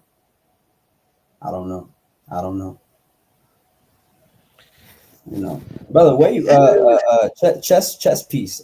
I don't know if you got a picture. Where you from, brother? I'm originally from Oakland. Malta, okay, for sure. You sound American. I am American. Okay, for sure. No, I travel, but no, I'm based here in America. Yeah, man. If Have you been to Africa? No. Deep. Yeah, man. Yeah, it's another thing. I mean, I think for me, it's like, listen, man, because, I did a lot of research as well before I ever touched down anywhere, before I even left the States. I think there's like what you research and kind of what you get from, the medias and all the statistics and this, that. And then I think there's on the ground, I think there's on the ground. A lot of brothers talk about the, what's it called? The crime, the safety. I'll wager to bet 80% of the people on this live stream are not from Whitesville, Utah. Most y'all from the cities in Texas, the cities in Florida, the cities in Alabama, the cities in y'all from California, or y'all like me from New Orleans. Most of our cities have high crime rates. Period. So if you already know how to move in your city, you should have. I mean, come on, y'all. We just have this idea that certain places, even South America, we have ideas certain places are so dangerous. Yeah, you got to watch out, but you got to do that in your city. When I go get my haircut, I got to watch out too, Well, no, I understand that, there's a reputation for crime and then there's an actuality of it. I do. It's not the criminal reputation of places like Kenya or Nairobi, to be more specific, that is a deterrent for a lot of brothers, in this case, passport bros. That's not the deterrent. The deterrent is a ratio of beautiful women is not competitive with the rest of the entire world. If a person has a option to go anywhere in the world, then let's be clear, for the primary pursuit of companionship, whether it's long or short term, they would likely intelligently choose the one with the highest beauty ratio. And that doesn't seem to be Kenya from anything I've seen. Well, I mean, fuck it. Yeah. And so to answer the question, the title question, or, to counter the statement of the title, Black men don't like African women. It's not that Black men do not like African women. We feel that they could do better beauty wise. They just don't. Fuck it. Yeah, I know. Hey, man. Yeah, I mean, That's fuck what it, they're but saying, but it doesn't mean that they don't like them. well, I mean, Yo, if you tell somebody they could do better with their beauty, how the hell do you like them? Understanding that their potential and that they're not living up to it. That's, I mean, I didn't say I Look, like I them. don't I'm like saying your that I don't food. dislike them. You could do a lot better with these fries, but I don't hate them. You could do a whole lot better. Yeah, exactly. I see the potential. It's like No, I'm not allergic to potatoes or anything like that, nor am I against the concept of French fries. However, you can at least cook them. Don't send them to me frozen. You know, you can at least improve upon them. I think yeah, but if they send them to you frozen, you can season them yourself and throw them in the air fryer. Mm-hmm. Because So why? I'm not okay. Because Good question. if you season them yourself and throw them in the air fryer, you've made something. Oh, let's continue with this analogy, okay? So if given a choice between going to a place that gives you frozen fries and tell them to season them yourself, or go to a restaurant that actually cooks, I would go to a restaurant that actually cooks, as opposed to going to a place where they give me a bunch of frozen fries and tell me to do it themselves. So essentially what you're saying in this analogy is that Nairobi women are coming to you fat, obnoxious, with fake hair and having That's you. not what I said. No, that's what the analogy says, sir. Yeah, but no, the analogy doesn't say that. Okay, the analogy is saying restaurant that you're going to, the restaurant that you're going to that has the better fries is a restaurant that has a bunch of stuff hanging up on the wall that'll make you feel like you don't belong there. They disrespect you. They charge too much. There's a crazy dude out there that's probably thinking about busting you in your mouth because he don't like the way you was looking at him when you came into it. I can go on and on. No, you get what I'm saying now? Okay, brother. What you just said, as far as you can put them in the air fryer and season your own fries, is essentially saying that these African women are coming to you ill perfect. They're coming to you needing work, and you have to put work into them. What women you don't put work into? Yeah, facts. Some requires less than others. Those are facts. Okay, but hold on. Let me interject. All right. So what kind of work do you think these Kenyan women have? I've been there. Okay, well, I mentioned before, Kenyan women tend to, from what I've seen and from Austin videos and other places, they tend to not look for relationships into a much later age in life. That's one. That's wrong. Two. I can hold. No. I need to stop you. I know you moving, but I need to stop you. If you go out to Kenya thinking you can walk up to any bad looking Kenyan woman and thinking you could just take her home and bang her, you're going to get a rude awakening. Mm-hmm. You might get punched in the face. Yeah. Okay. Well, because I don't like getting punched in the face for being attracted to an attractive woman, that's not what I said. Stop twisting my words, man. Don't do that. I'm not doing that. I'm going to avoid countries that punches guys in the face for being attracted to attractive women. Period. No. So, that's not what I was saying. That's not what I was saying. Okay. Let me understand. Let me just break down what you did say. If you go to Kenya and think that you can go home with a woman because you feel that she's attractive, you might get punched in the face. Am I correct? Is that That's not it either. In other words, coming to her thinking that she's easy and speaking to her that she's easy. 9 times out of 10, ain't no Kenyan woman gonna be physical with you anyway. I'm just painting a scenario. Okay, Kenyan women don't be getting. They're not like Keisha. You ain't gonna find too much of that over there. But some of them, if you really get out of line, they might. But that's exactly what you should do. It's basically what I'm trying to tell you is many of them don't do that. You would get rejected, and you would get rejected pretty hard. All right, and they talk, so it means like that's the guy over there. That's him. Keisha, no, that's him. That's the guy. All right, you'll get that too. All right, so these are all reasons to not go. Like, all right, why does that reason scare you away? Well, it's not a matter of being scared, but I don't want to go. Why would that make you not want to go? I'm not going to go to a place where the few attractive women that exist reject you and tell their friends to reject you because you were interested. No, I said they will reject you if you think that they're easy. That's what I was saying. Okay. I don't want to go to a place where women believe that they can read your mind, reject you, and then tell their friends to reject you. You would have to speak to them as if stop. Come on, dude, don't do that. Hold on, 1 second, You know brother. that I'm talking about. If you came up to him and talking to him like you can take him home that night, you're gonna get rejected, and they're gonna talk about you, and everywhere you go, well, if you know that's what I'm saying. So fair enough. I don't want to go to a place where if I talk to a woman as if I can take her home that night because I have confidence in myself to do so, then I'll get punched in the face or rejected harshly. He's still going back to the. Nah, brother, you being disingenuous. Right. Superman, brother, what's your name? I don't see y'all name on here. So my name is Game Changer, GC for short. Game Changer, and brother to the bottom left. What's your name, brother? James.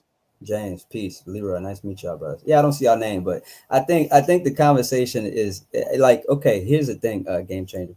It's like, I think you're being a little disingenuous. One of the reasons being that, you know, I think it's a little bit of a troll, but I do feel like you believe what you're saying. A lot of the things James is saying, he's giving you, you know, well, if you handle something like this, this might happen to you, and then you turn around like, oh well, then want it easy. Then that's what that country's about. Oh well, Kenyan women punch you in the face. No. If you would have had any country in mind, you would have did something crazy, man. You go anywhere, wherever you think the sweetest and nicest women are. If you cross a certain line, if the woman not going to do it, then the man going. You know what I mean? So it's not to say that he's going to give you an example. Oh well, that's what that country's like. Kenyan women punch people in the face. Nah, that's not really it. Well, here's the thing, Leroy. Austin Holloman in Brazil walked up to a pretty girl and asked, would you be willing to go home with me? And she said yes. So smart man, well, right quick, and he did it more than once. A smart man would rather go to a country where you could walk up to a pretty girl, ask if she would go home with you, and she says yes, versus going to a country where you go to a mid girl, ask if she would go home with you, and she punches you in the face. So you want to part of being smart. That's just part of being smart, brother. I got something on him. Game Changer. Here's the problem. This is the problem with nuance. Now, you did say you've never been to Africa. You say you've been to Asia. I'm not sure if you've been to South America. Here's the problem as far as I'm seeing. Austin Holloman can't live Game Changer life. James can't live Leroy life, right? So if my brother over there walk up to a woman and hit her with, you know, a little bit of game and a little bit of line, and she go with it, that's not to say, oh well, now Game Changer can do the same thing. It's not to say that. Right. Like the brother talking about, I'm 5'8.5". I can't get this. Okay, but then a brother that's 5'7" say, well, I did well. It's you can't 1-to-1 the comparison like that, because that brother's not me.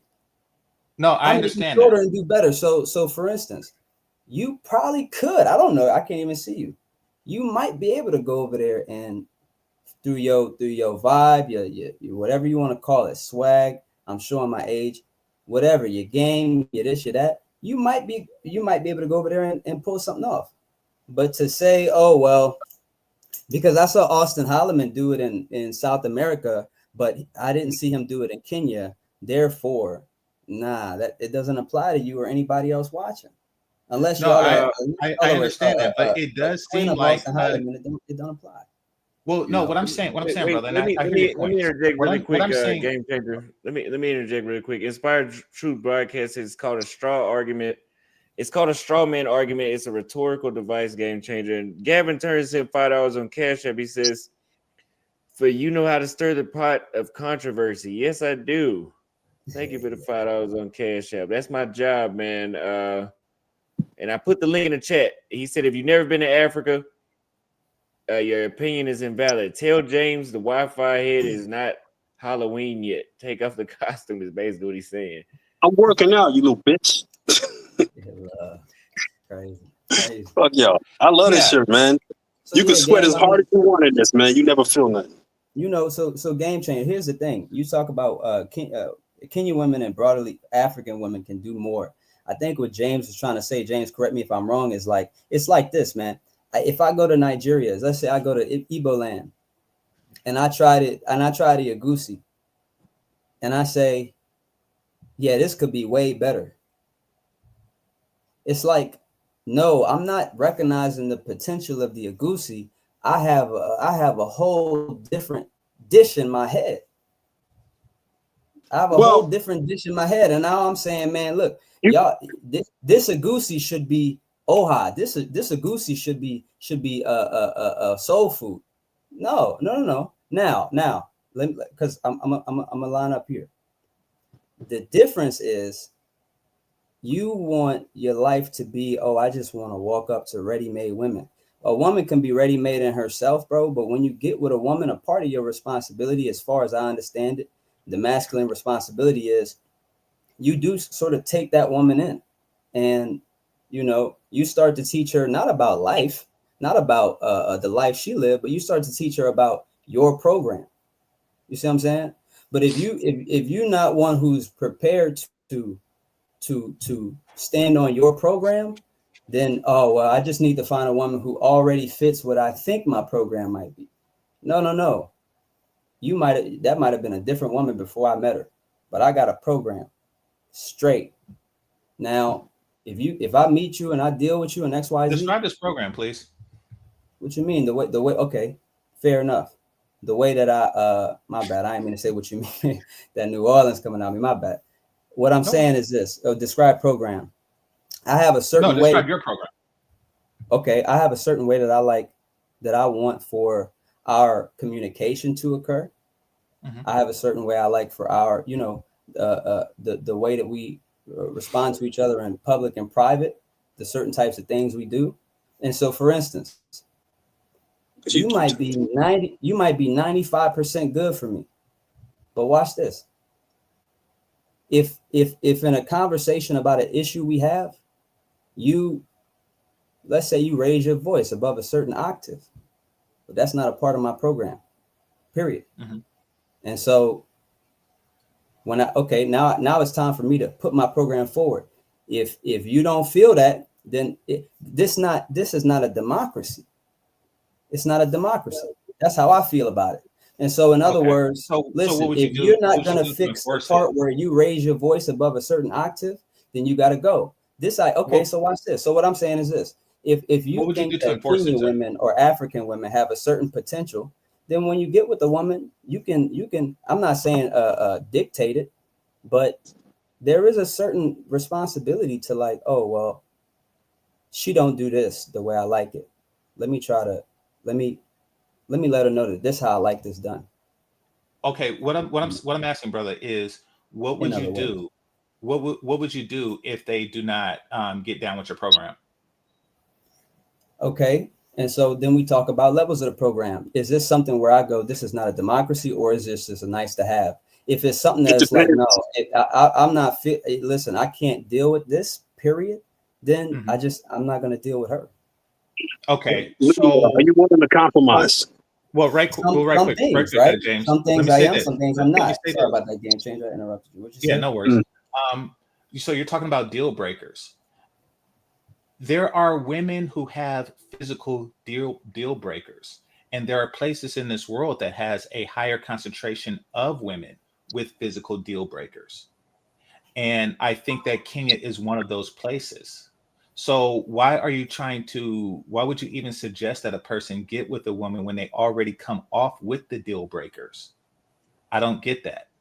But you don't know that. And I would say you may not know your deal breaker. Well, right quick, brother. Say your deal breaker is fat, right? Because that's my deal breaker. Mm-hmm. Okay. Say your deal breaker is fat. Why would you get with a woman who already has a deal breaker, thinking that she's going to work out and lose the weight for you? I won't. I just find a woman who's not. Exactly. So why not go to a place where it's easier to find a woman who's not?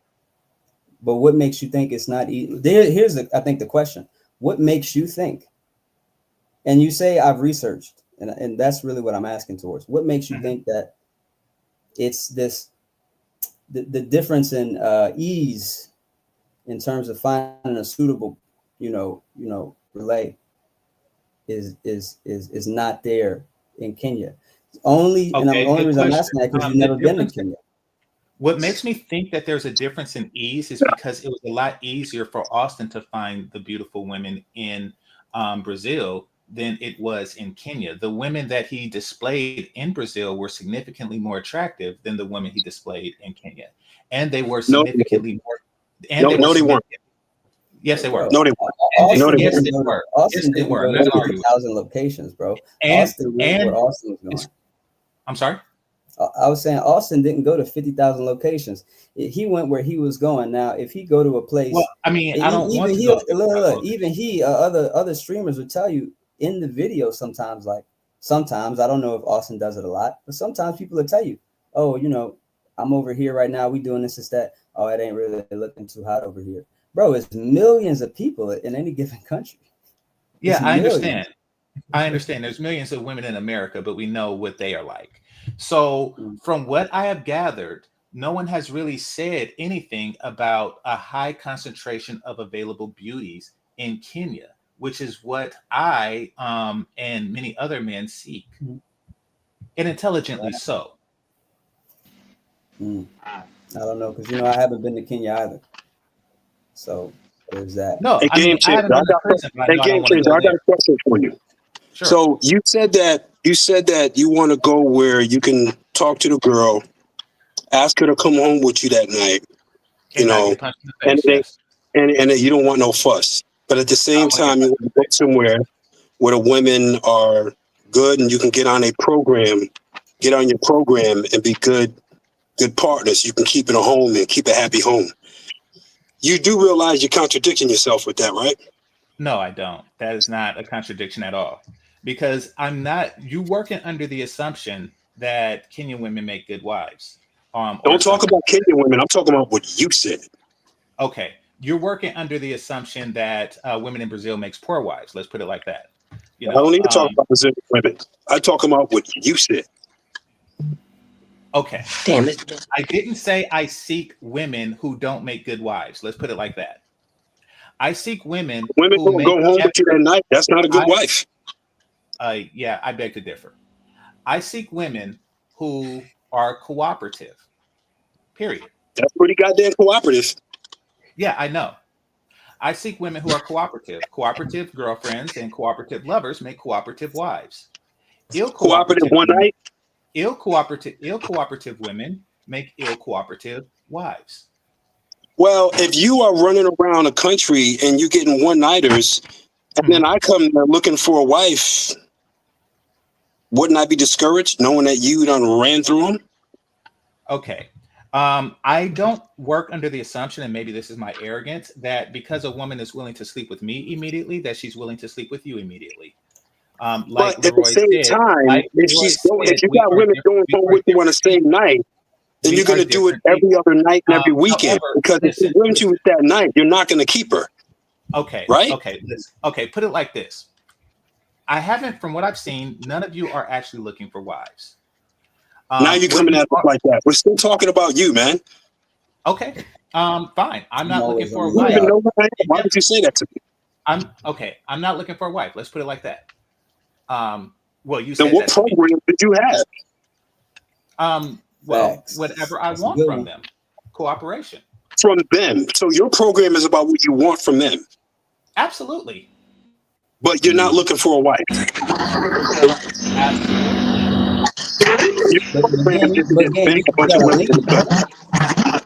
I don't like repeating the question doesn't change the answer. The game, you gotta lead, brother. You gotta lead, man. You know some. Hey, man, look, I knew some brothers. You know, we've all had issues with women, right? We all had issues with women in our past, man. I knew some brothers growing up, bro. Every single instance, at least that was known to me, but we were pretty close. Every single instance, whether it was that he was only getting with women who, you know, who really fit his bill or not, I can't tell. But every single instance, it was never an issue. You know, he had that leadership. He had that what's it? That I guess the kids call aura. You know, he had that, and so that it was never really a problem for him that he would get with a woman and she would be on that program. Now, what made that up? Only he could really tell you. But we can all assume, one thing about it is if you don't lead, I mean, it seems to me like you just want to expect the woman to fit your specific program. That's But exactly what I want. Yes. really, honestly, it doesn't sound that that's the same thing as putting it forward. It doesn't sound like that's the same thing as standing on that program, putting a big sign on it and saying, hey, this is what it is. Game changer. What's the best place in the U.S. to find women? Good question. I would probably, as far as beauty goes, I would probably say Miami. Overall. But as far as like cooperative or something like that, overall, the whole package. That's a good question. If I had to guess, I'd probably say in the Valley of Northern California. I'd say that's the best place. How does that compare to Kenya? I haven't been to Kenya. Well, based on what you know, you said a lot. Okay, based on what I know, it compares because the women don't punch you in the face. Let me interject real quick. 80 says, on a break, man. 80 says, why is this guy Game Changer being entertained? Never been to Africa, nor will he cam up. Get this clown off the panel. He sounds whitewashed. Game Changer has been known for years to lie behind avatars talking against black men. Says he's better class. He's often getting cooked on YouTube. Thank you for the $5 super chat. Game changer know that we're not unfamiliar with each other. We've had we've had back and forth, so it's not like we don't know who we are. I just never seen his face. Everybody know my face. Why would I not cam up? Get it? Passport Creed. Hey, what's up? Can you hear me? Yes, sir. Yeah, I agree with Game Changer. I mean, if your cup of tea is not that sector of women, then what's the point of forcing yourself? And especially if you did your research and you're just not really seeing anything that is really going to pull you over there. So what's the point? What's the point of I guess rolling the dice to just go over there just to go over there? I don't understand. What I think the guy's not what here. is it that you believe about women in Kenya? Is mostly that most everybody, majority of people that I've seen that I follow that's been there, they are not attracted to what Kenya has to offer in women. What is it that you believe about the women in Kenya? It's not what I believe. It's just from what people are reporting that's been there. Yeah, this is about you though, right? You said you agree with them. What is it that you believe about Kenyan women? He says that he's not attracted to those women. You. What do you believe? Is this my mic or I haven't been to Kenya, so I would like to go there first. You said you agree with him. So what is it that you believe about Kenyan women? He's basically saying, like in other words, are you interested in coming to Kenya and maybe possibly meeting a Kenyan woman? No. Are you interested in it? From what I've seen, most likely not the first destination. Tell me why. Now tell us why.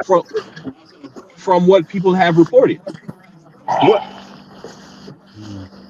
What? So it doesn't make no sense. It doesn't make no sense if you do research and all the research you've researched is coming up bad for the most part. So what is why would that you believe?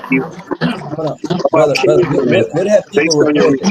Let's go there. What have people reported? Like maybe that'll enlighten the conversation. What have people reported that you've heard? Most of the people that's been to Kenya have said that majority of you're not going to find as many beautiful women, especially if you travel to other locations where they have more, I guess, available beautiful women. So you listen.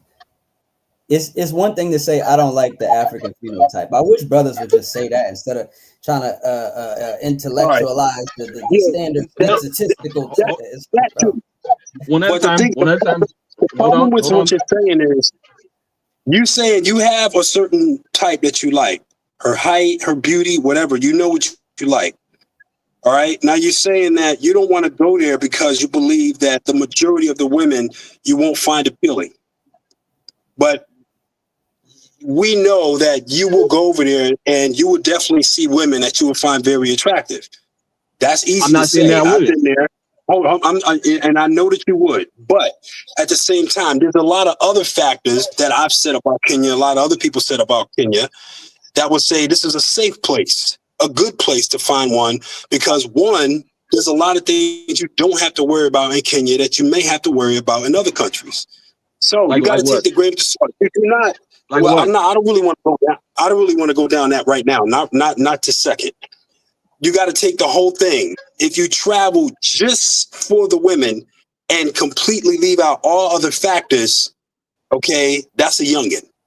That's a youngin right there. You have to take everything into consideration. Now, you have other countries. Wait a minute. You have other countries that'll probably have a whole lot of this, but they got this, and that. And this country has just enough, and it doesn't have this, and that you don't have to worry about. Which country you're going to choose? Well, I look at things different. I'm going to go at whatever country is most appealing to me at the time. All right. Is safety important to you? Yes, safety is important, but hold on. Safety is important, but at the same time, I follow the path of you can go anywhere and get jammed up. Of course you can. Yeah. That's right. If you can go to you can get drugged and robbed in the States, and you can get drugged and robbed overseas. It can happen anywhere, but it's just like they like to promote it more like it only happens overseas. Oh, so you're saying that one country isn't more dangerous than the other? There's always more. It's like Chicago's more dangerous than North Dakota. I mean, it's just So but you know how to move around. Right. So would you rather go to North Dakota to find what you're looking for, or Chicago? I can go to Chicago. Why would you want to go to Chicago? Because I know how to move around. Because you know how to move around. Yes, Chicago's not a war zone. Hold on. Chicago is not a war zone. The whole subdivision of Chicago is not a war zone. We're not talking specifically about Chicago. Those were scenarios, and you know that. I know. I'm the one that brought the scenario up. I know, but we're not talking about how dangerous is Chicago. That has nothing to do with what we're talking about. You just basically said that you know how to move around Chicago. Basically what you just told us, because remember what we're talking about, that you have a mindset that you know how to get somewhere, move around right, and get what you want. So you're going to actually pick a field that you know well, and that you know how to get what you want out of this place. If I feel comfortable enough, yes. If I feel comfortable enough, you feel comfortable. Yes. Yeah, just like let's use a realistic example. Hold on. Let's use a realistic example. Hold on. Let's use a realistic example. No. I'm not changing it. I'm more clarifying it up. Everybody says that you can get drugged and robbed in Medellin, Colombia. But there's another brother on here that says that he never been drugged and robbed, and he's been there for 6-7 years. But then there's brothers that go over there for a week or two, and then they get drugged and robbed. So one guy knows how to move, and one guy is over there being reckless. That's what I mean. But how does that play into saying that you completely dumb down Kenya for reasons that you won't even break down for us? You're trying to say that Kenya is so bad. I said that. That's what you heard. I said that Kenya would not be the top priority on my list if I went to Africa. And I never said I wouldn't go there. I just said that. I know you never said it all.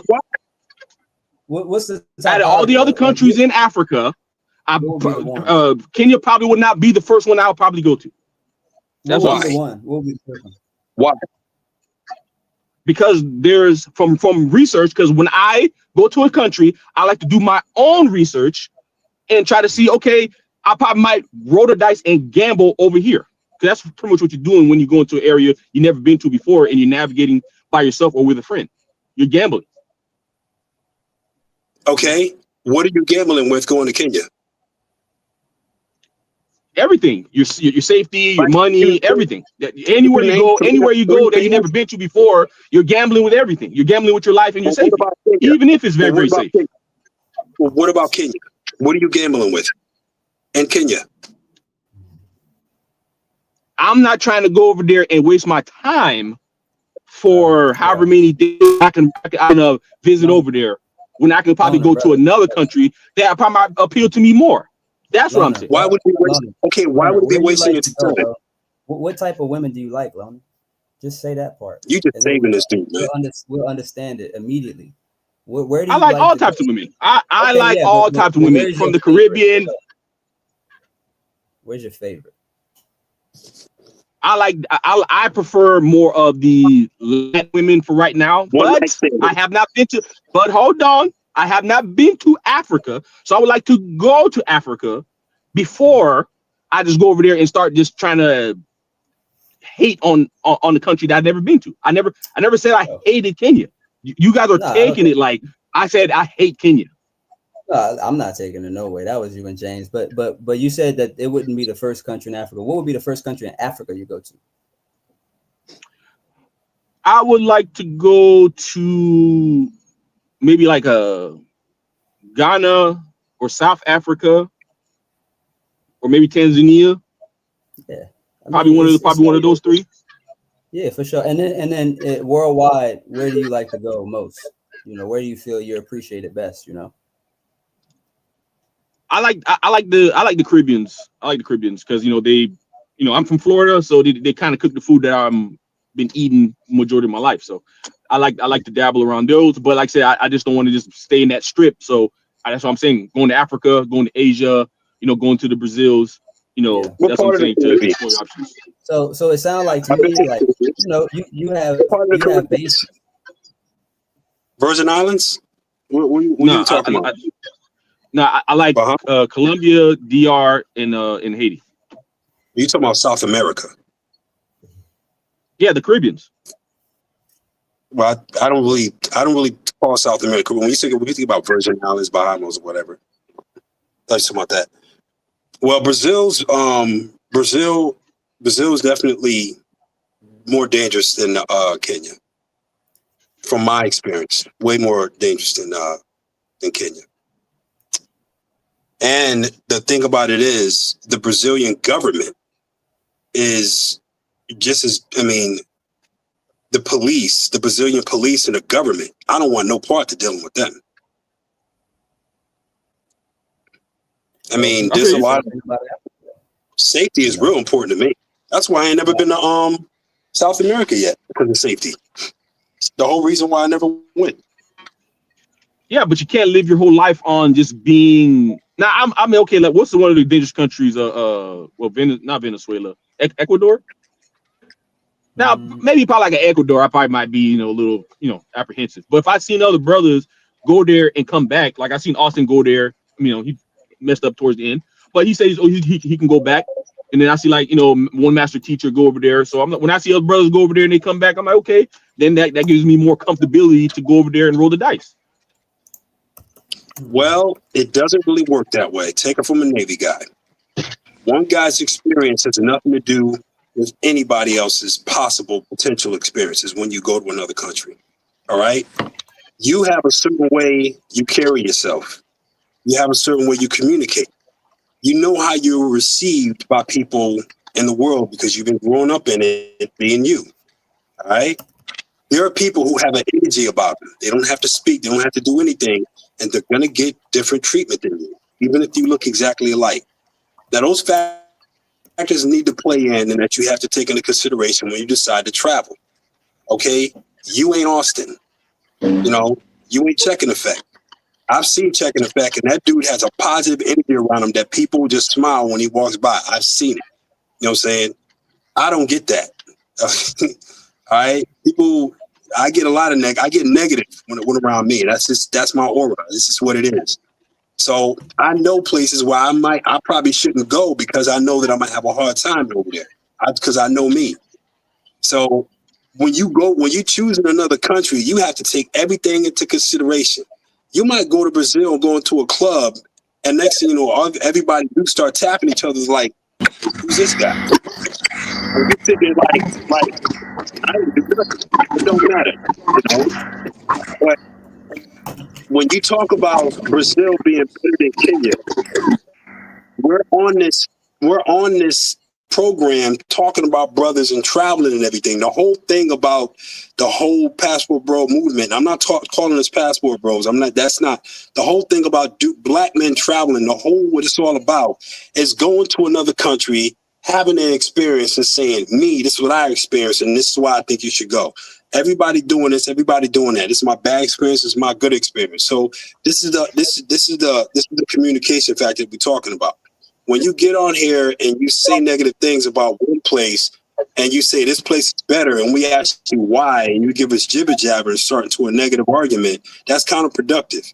So if you really believe black men should not go to Kenya and we ask you why, out of respect, we would really like for you to tell us what that is. If you think Brazil is better, now you're talking about comparing one country to the next, which means we need to talk about all the factors. Let's have a real conversation about it, like Zoom did when he compared Colombia to Thailand. You know what I'm saying? The main thing that came up when they was doing that is safety. Every time someone would say something positive about Colombia, Zoom would talk about, well, you got dudes getting drugged. You got dudes walking around with guns. You got motos running around. You got this safety over here. You can't even go to this area. Thailand, you could go everywhere, right? That right there lays the ground. That was enough for so many dudes to say, Thailand. That sum up right there. So we want to know that if you really believe that, we want to know what that is. You got dudes that have been there, and I'm definitely planning on going back. And that's one thing, too. You guys talk about women being musty in Kenya. Yeah, you got that. The cabbies, mostly the cabbies and the cleaning ladies. I've been to other countries. Cleaning ladies stink everywhere, man. Name one hood in the United States where you could go there and you won't smell no funky woman. Name one hood you can go to and you won't smell a bunch of funky women. One. I think the problem is that the title's conflating African women in Kenya. And I've been to Kenya 2 times, and we do like African women, but in my opinion, the girls here in South Africa look better. And I'm not trying to shade Kenya. The girls in South Africa look better. I don't really travel for women because in South Africa I got shopping. I think it's really convenient to be here. The infrastructure is better. I can get a woman in Tunisia. I'm not worried about the woman. So I get what my ex-Navy guy was saying. But I just think Austin kind of rage baited us with this title, got everybody worked up. African women are hot. But personally for me, the Kenyan woman isn't my build because I like my women a little bit thicker. Kenyan women tend to be a little bit on the slimmer side. And you got the thick ones.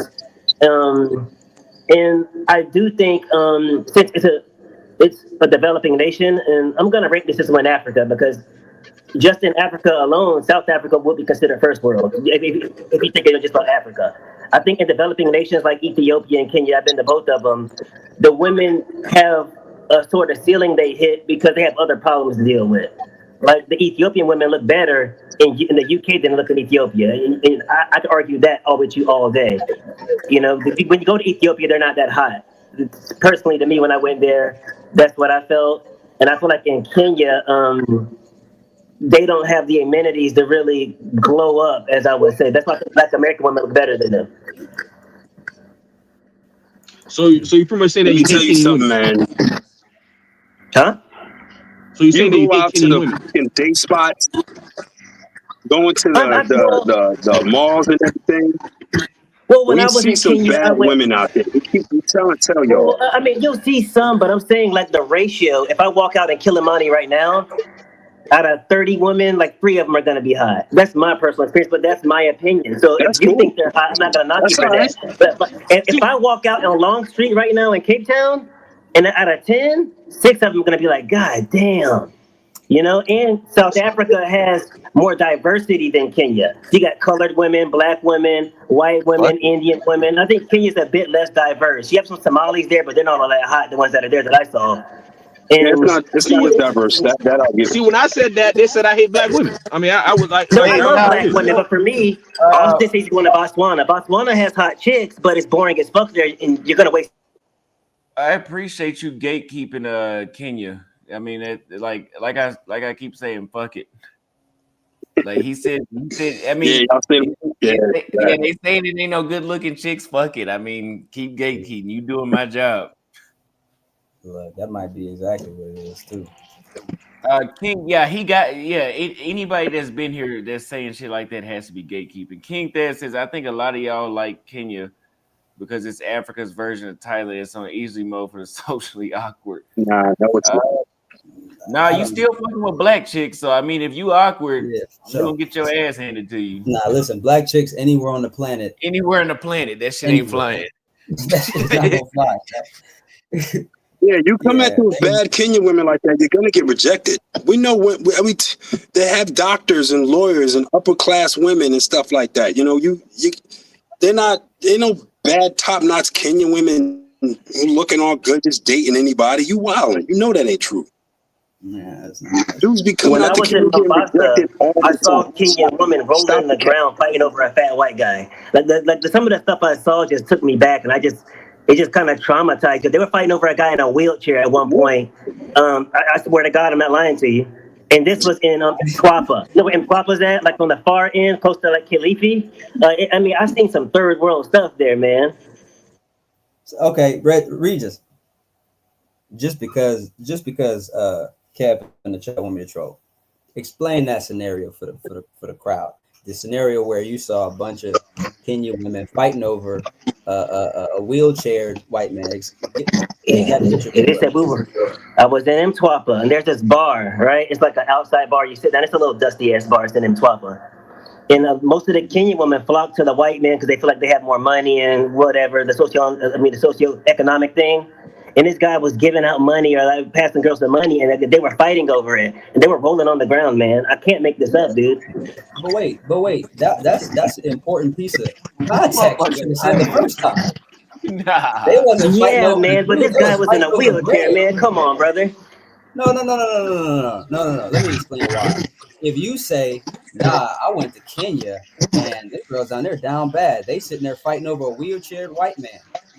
If you just say that, I'm gonna go, oh man, them girls down bad.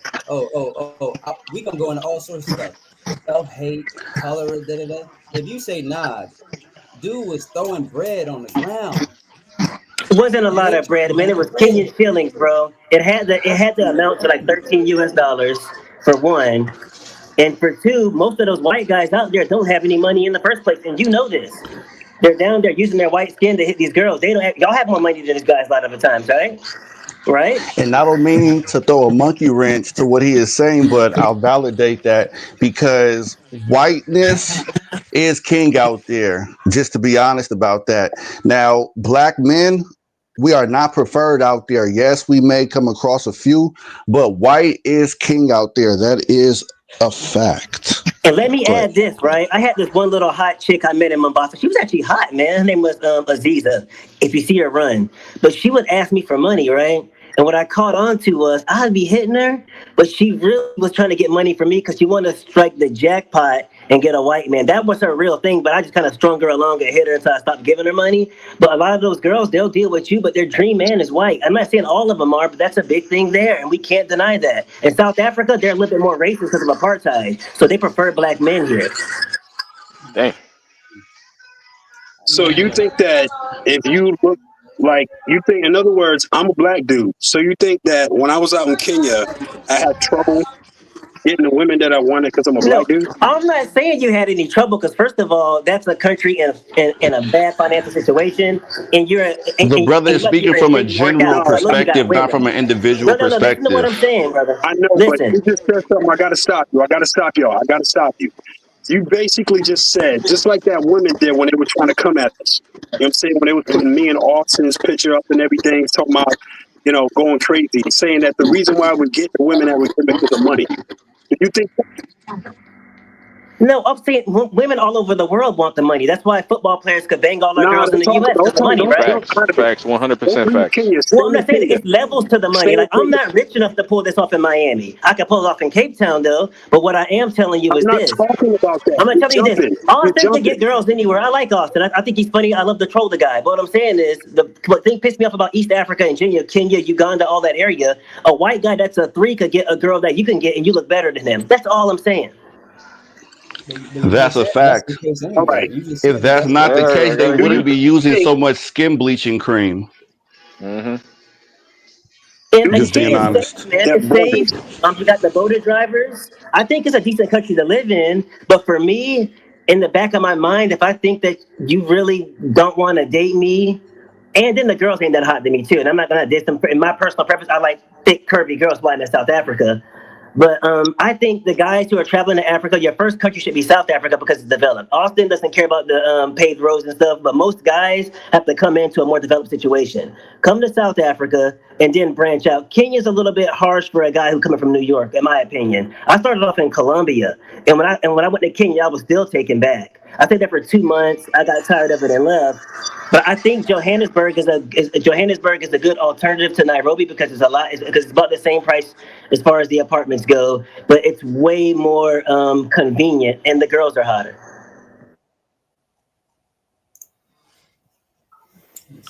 Can I step in really quick? Now, for those who do want to branch out and go to Kenya, I would just say pick a girl that will lead you to the resources like rare earth and the gold out there, because Kenya is very heavy on natural resources out there. Man, you ain't doing no rare earth. The Chinese got that on lock. So if you think you're gonna fly out there with less than $500,000 to get in the rare earth, you're not getting into that. You need equipment, you need licensing. No random guys just jumping in the rare earth nowhere. I hear you, brother. I Now, I disagree. would just say I would go to the because they have a lot of cobalt out there.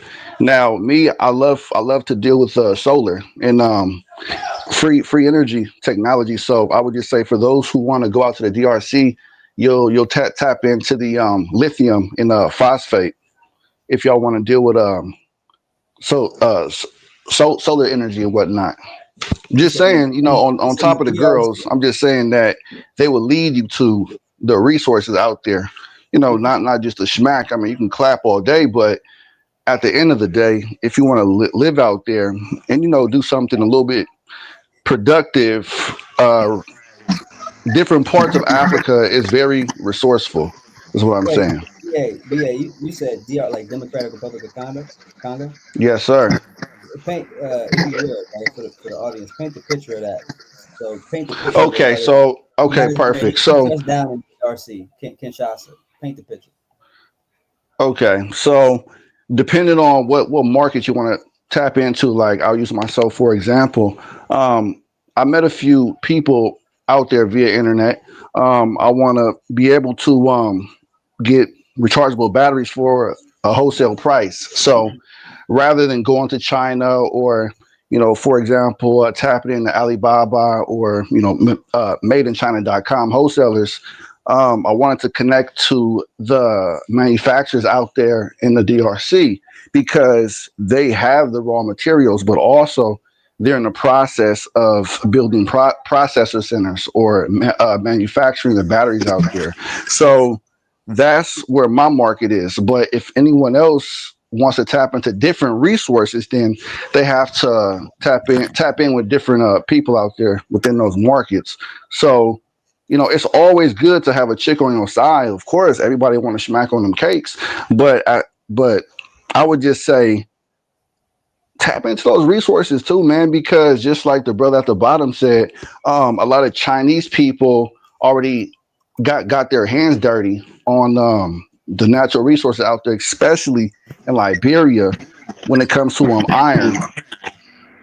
Well, I think So you that's got to all I'm put saying, stuff in bro. context, bro. Because you got to think.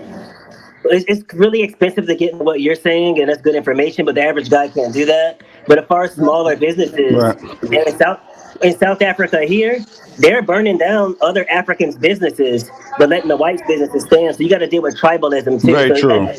there's a like Austin knows this. Damn, that's crazy. What Like the fuck? like if Not they don't right. harass me before they has a white guy who's a tourist here. It's pretty sad. Mm. So I mean, you gotta like feel the climate first. I have a friend who got his business burned down here, so I don't know, bro. I don't think it's true Okay, that you so for have to have. those who want to tap into South Africa, I've personally never been out there, but just being updated with the news via internet. In Cape Town specifically, there's this white British dude who's literally trying to divide South Africa He's up, trying to free the Cape, and and he's pretty gonna do it. He's gonna yeah, do it. He's exactly. gonna do it. So it's like, how the hell is this? And he's a tourist or a permanent No, resident. listen, How slow is he down. It's gonna? not how the hell. It's the same thing with blacks all over the world. We hate each other, so we'll attack each other while they devise a plan and take over. So right now in Johannesburg, Preach. they're running Nigerians out of town. They're running Nigerians out of Right, that's town, true. and the whites are freeing the Cape. Yeah. Right. So we all want to smack on case. That's the bottom line, right? So all I'm saying is, try to tap into those resources too. And in regards of the title, I would love to tap into Cape Verde, Ethiopia, Eritrea, because they got those Afro mixed breeds. It reminds me of Brazil. Yeah, and like So just keeping it a buck. Madagascar too. Yeah, but I would say Cape Verde because I'm pretty somewhat. I'm gonna go ahead and pick on Austin Holloman. I know a little bit of Portuguese, so Cape Verde would definitely be a hot spot for me. That's all. I want to hear more about the. I'll check out Cape Verde soon. What's going on, Salute, Cuddy? Austin. Who was Yeah, I heard George brothers speaking on some things that they not too knowledgeable about. I'm out here in Burkina Faso right now. I don't. Well, it look like this dude want to debate. He want to bring some smoke. So come on, man. What you got, brother? Hold on. I work with Regis, he done left out. My fault, Austin. You said what, host? I said, I work with your boy Roach now, right? Oh, word? The barbershop dude. He told you? Yeah. South Cleveland. Yeah. Hey, y'all need to come open up a barbershop out here, man. Matter of fact, not a barbershop, but a boutique. Yeah. For ladies and gentlemen, some like luxury type shit. Because there's a lot of business going on over here where I'm at, bro. A lot of business. I ain't really come to talk about the Black American men don't like African women. I mean, whatever floats your boat. One thing about Africa though, you got all different shades, different colors. Don't think it's what you see on National Geographic. You got red bones out here. You got mugs mixed with Creole, French. This is where it all started at. Everything you got over there in Latin America, you got it right here. You got countries in Africa that speak Spanish. You know what I'm saying? Because remember, Africa was colonized first, and then America and everywhere else. They took us from here to go do the labor. You feel me? So for all of y'all that's of melanation, because in Africa, they don't say black, white. They go by melanation or your tribe. So all of y'all that's of melanation, you have a blessing here, whether you know it or not. Because I see it's a lot of viewers that don't travel. You have a blessing here by you being a part of the black community, of what we would say in America, the black worldwide community. It ain't just America. But you have access to resources, rare earths, not in the Congo because it's a conflict zone. Your best opportunity for access to resources is Burkina Faso, Mali, and Niger right And now. you still get looked at as a Musungu. Bro, Am I right? That's in East Africa, bro. You saw some East. I'm in West Africa. I'm in Burkina Faso. BA. So sit back, just listen, little bro, because you got a lot of catching up to do. Because I heard you the one and other dude talking about resources. I'm an average guy from America. I don't got no college degrees. I got my money to travel and come to Africa off dope and drugs. So getting access to resources, an average guy can do it. I'm a jeweler. Africa, Burkina Faso added value to me. As y'all can see, if y'all paying attention to the market, the value of gold and silver is going up, right? So what you do is when you come to Africa, whatever country that you choose, you register you a business, and you make sure when you get your visa, you start the process for your citizenship.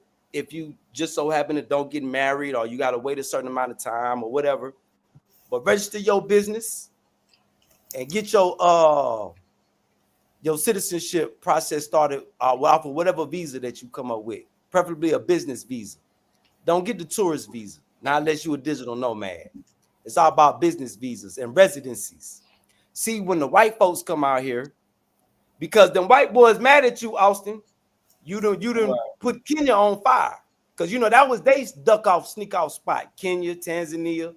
But by black Americans coming, now they can't run around on the beach with the little kids no more. Yeah, sex tourism is big here, just like it is anywhere else in the world. So that's one thing I seen all over Africa, not just East Africa, West Africa too. I haven't been to the South yet, but I'm gonna touch down there real soon. But getting access to resources, up here in all of Africa is pretty much half Islamic and half Christian. Then you got your native languages. But if you want to find a wife, you need to go where the praying women are at, not the city girls. Because anywhere you go in the world, there's the city. You got your city girls, whether it's America, South America, Africa, Europe. So if you want a good woman, you'll find her in the village where they praying at. And she might be a little more smarter than the average city girl.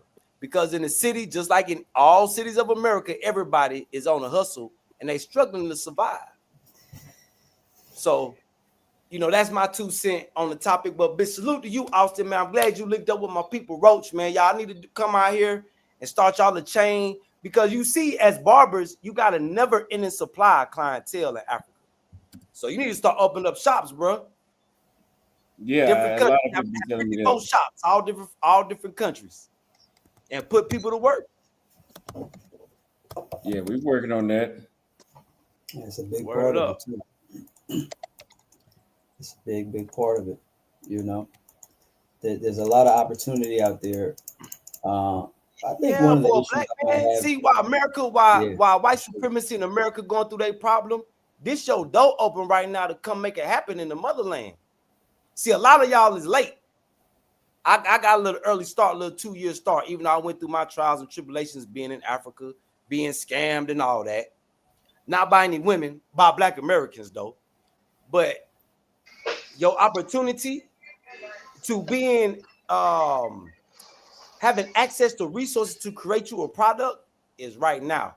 This is the beautiful time to be alive for our generation, because our ancestors, mama and them, grandma and them didn't have this opportunity. They couldn't travel and get passports, but we can. Now we touch back with our cousins and our peoples in Africa. Some of them don't look like us, but you're gonna see a lot of Africans that look just like all y'all on this screen. All y'all. I done seen all y'all twins out here. Even my twin. So your door to opportunity to competing with the Chinese, the Turkish, the Lebanese, the Indians is right now.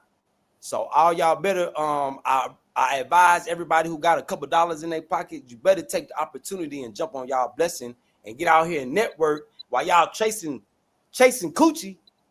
See, brother, like a black American like me, I'm not like a lot of you guys. You know, I can't chase no coochie if my money ain't right.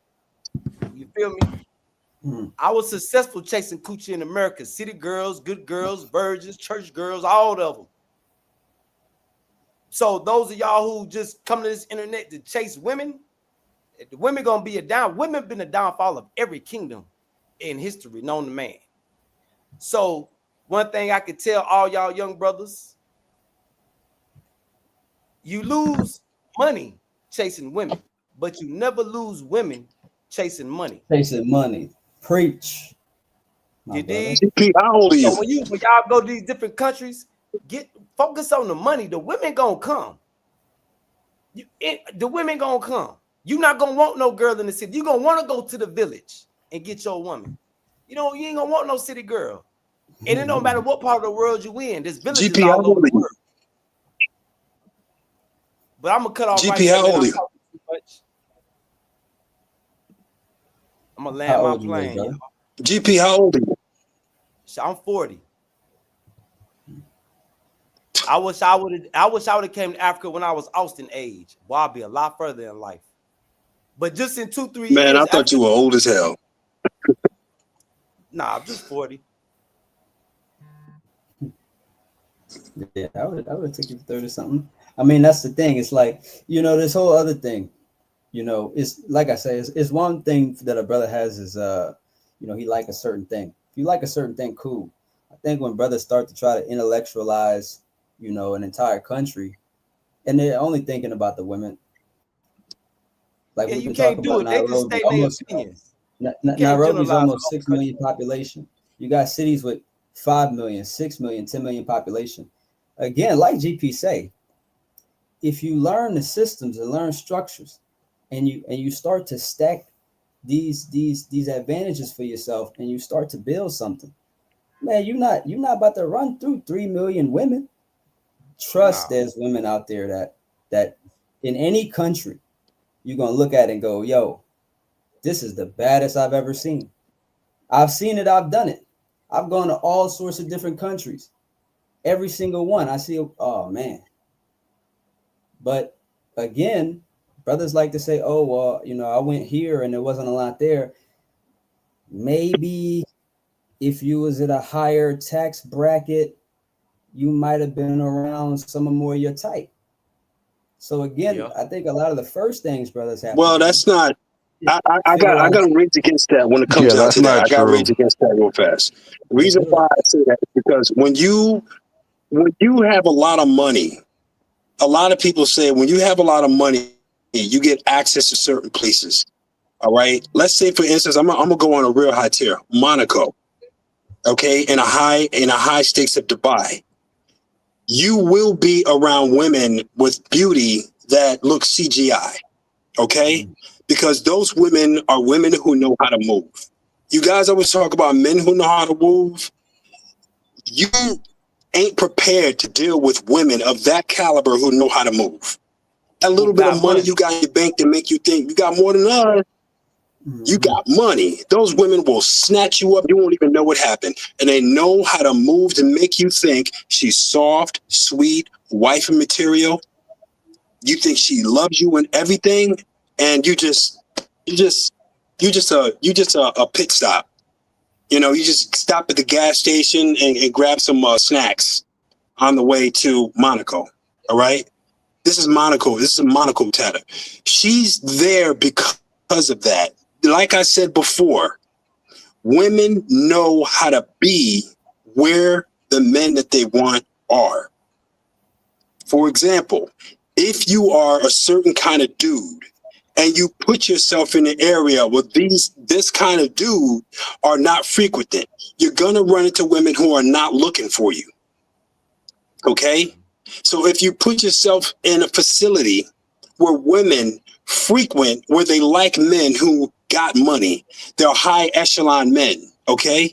These are women who are there for that, which means they're not looking for love. They're not looking for relationships. For example, you go to Thailand and you be up in 808 every freaking weekend for the whole month that you out there and come on and say, You are man, what you Thailand is for the attract. hoes. I'm like, did you go anywhere else?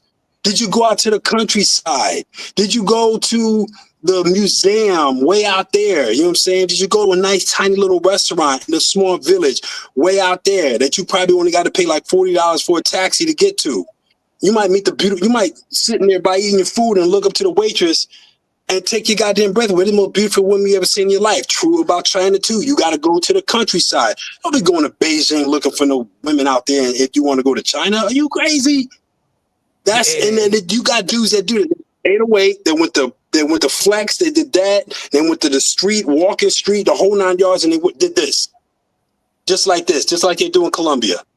Same thing. And then they go, this is what it's like. And I talk like they literally painted the whole country. They've been to the religious places. They've seen the land. They've seen what kind of infrastructure they have. You know, they met with Congress. You know, they really like bid the country. You know what I'm saying? They act like they was walking on some ISO speed stuff and act like you really saw the place. You didn't. And we know you didn't because of what you said. And you'll say Thailand is full of hoes. No, that area it is. You go to Bangkok, go to the city girls, and you sitting there trying to talk to them, acting like they're gonna want to be like, and you know it. If you've been out there, you know it. You try to go up to the girls out there that you went up to, like you go up to on Walking Street, they're gonna, you know, not just no. They're going, no. All right, and they know that they got rejected like that, but they don't want to tell nobody.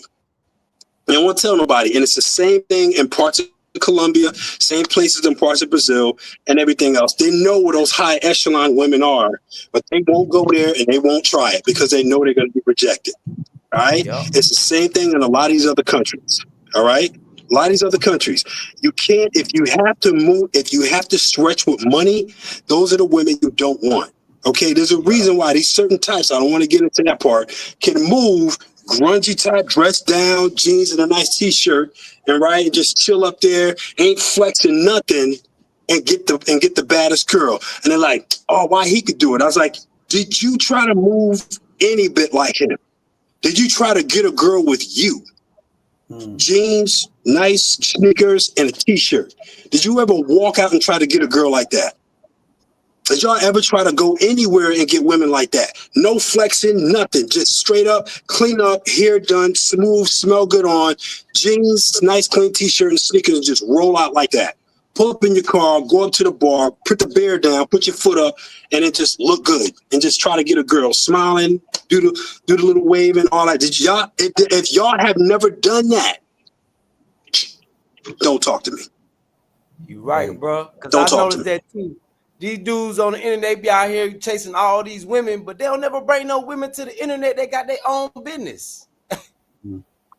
That let me know right there. I've seen it in Vegas so many times. That let me know right there. Because they don't never come, oh, yeah, she got a beauty shop or she got a restaurant or she cooking. The only one is Austin. I think you had like one or two chicks that came on and said they got their own business, but nobody else bring women on talking about, yeah, she doing this, she doing that. Like, that let me know right there. You know what I'm saying? Everything you don't want I've no woman heard, that ain't about getting no money, no way. no, everything I've heard about these women, about men getting on here, I've been on here, I read the chat, I hear people talk. I haven't heard or seen a single thing about anything outside of a club environment.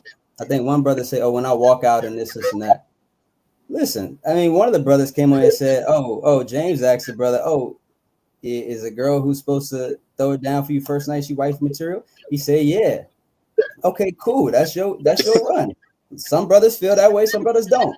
But he paying for it. What has been marriages that if you just go into the club, that came from one night stands. I know them. I know marriages that are still going strong today, been for like 20 years, and it came from a one night stand. So I'm not gonna wild out on you. It happens, but it's all good, and you brag about it too, and it's all good. You know, you can't really say too much to them, like, you know, whatever. You know, they got what that's cool. But I've seen it in Vegas so many times too.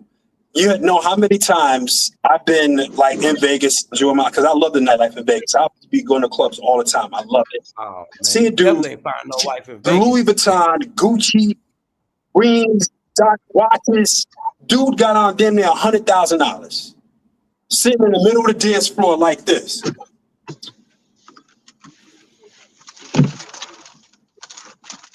Looking down at everything, and all the girls up in the VIP with some big old fat popping bottles or whatever, and it's saying like, you know, or whatever. And matter of fact, not even with the dudes that be up in the VIPs. A lot of time, those women who are actually decent girls, they go up in a VIP to drink up all their stuff, and they leave with me. All right, I'm saying it's it's really, you have to bring your A game wherever you go, no matter what.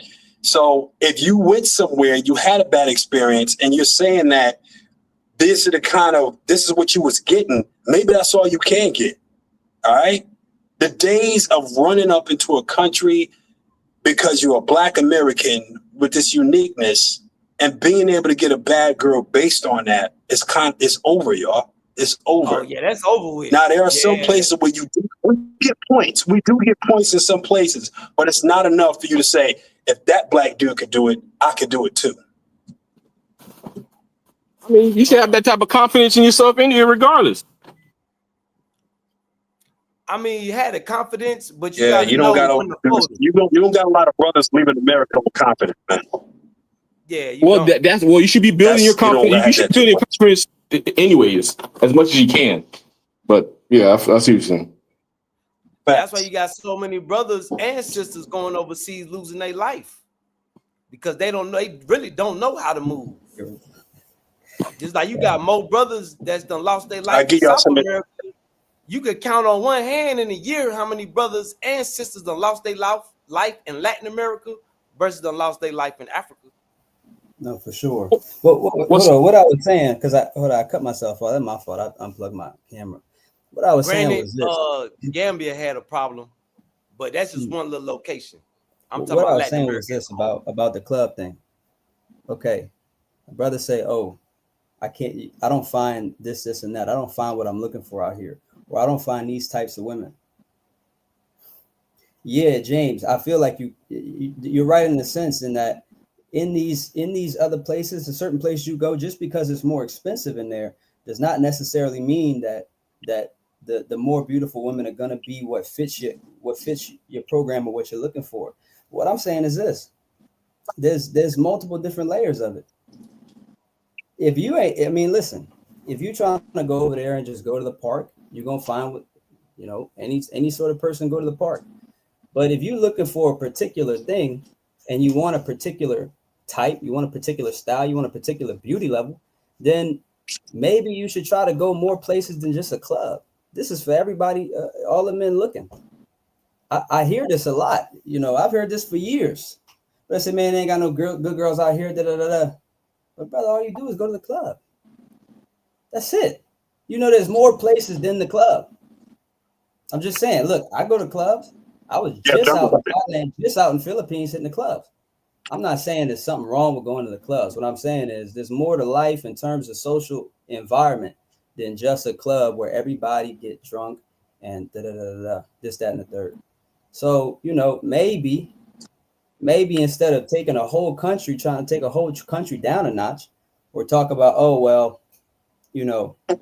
I don't like these, maybe it's time to look a little more internal. That's all I'm trying to say. Expand your horizons, expand your interests.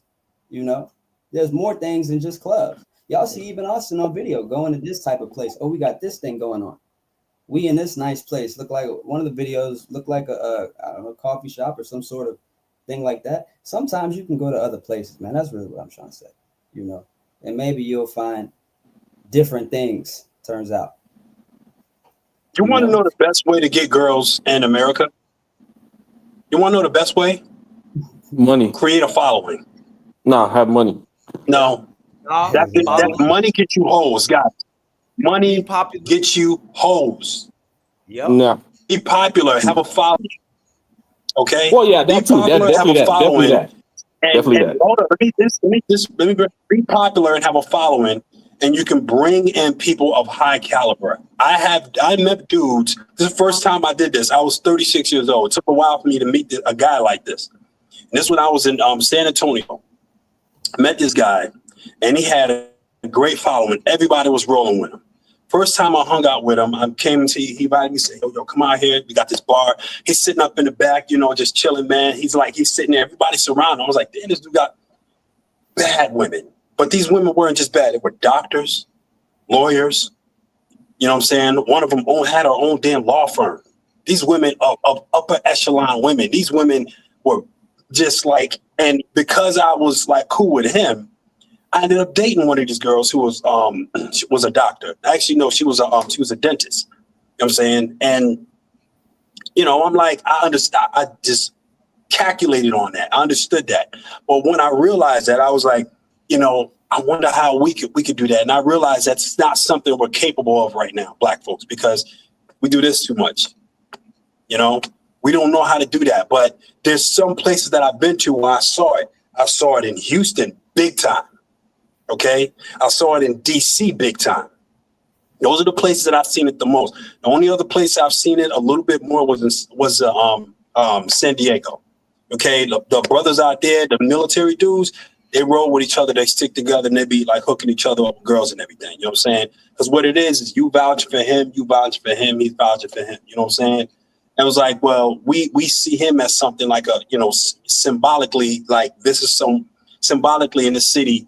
He represents brothers who got their stuff together, men who had their, you could actually, these are guys who you can marry. So if he says he's good, then I can trust him, because these women like this, they don't go to clubs, they don't go to bars, and they don't make themselves very available because it's uncomfortable for them.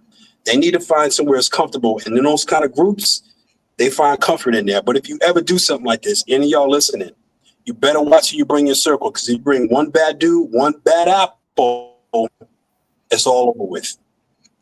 That's it. Yeah. Game over. You're right. You better hope you got something out of it, because those groups, they come together and fall apart like this all the time. All the time. They're like boom, boom, boom. It's like, network is good. And you could do that in other countries too. And if you do it with the locals and peoples like you. You got dudes who do it in Thailand. And I've met them. The ones who do it in Thailand, they meet Thai women that are just, and I'm talking about women who ain't never been with anybody, and bad and tall and gorgeous and curvaceous.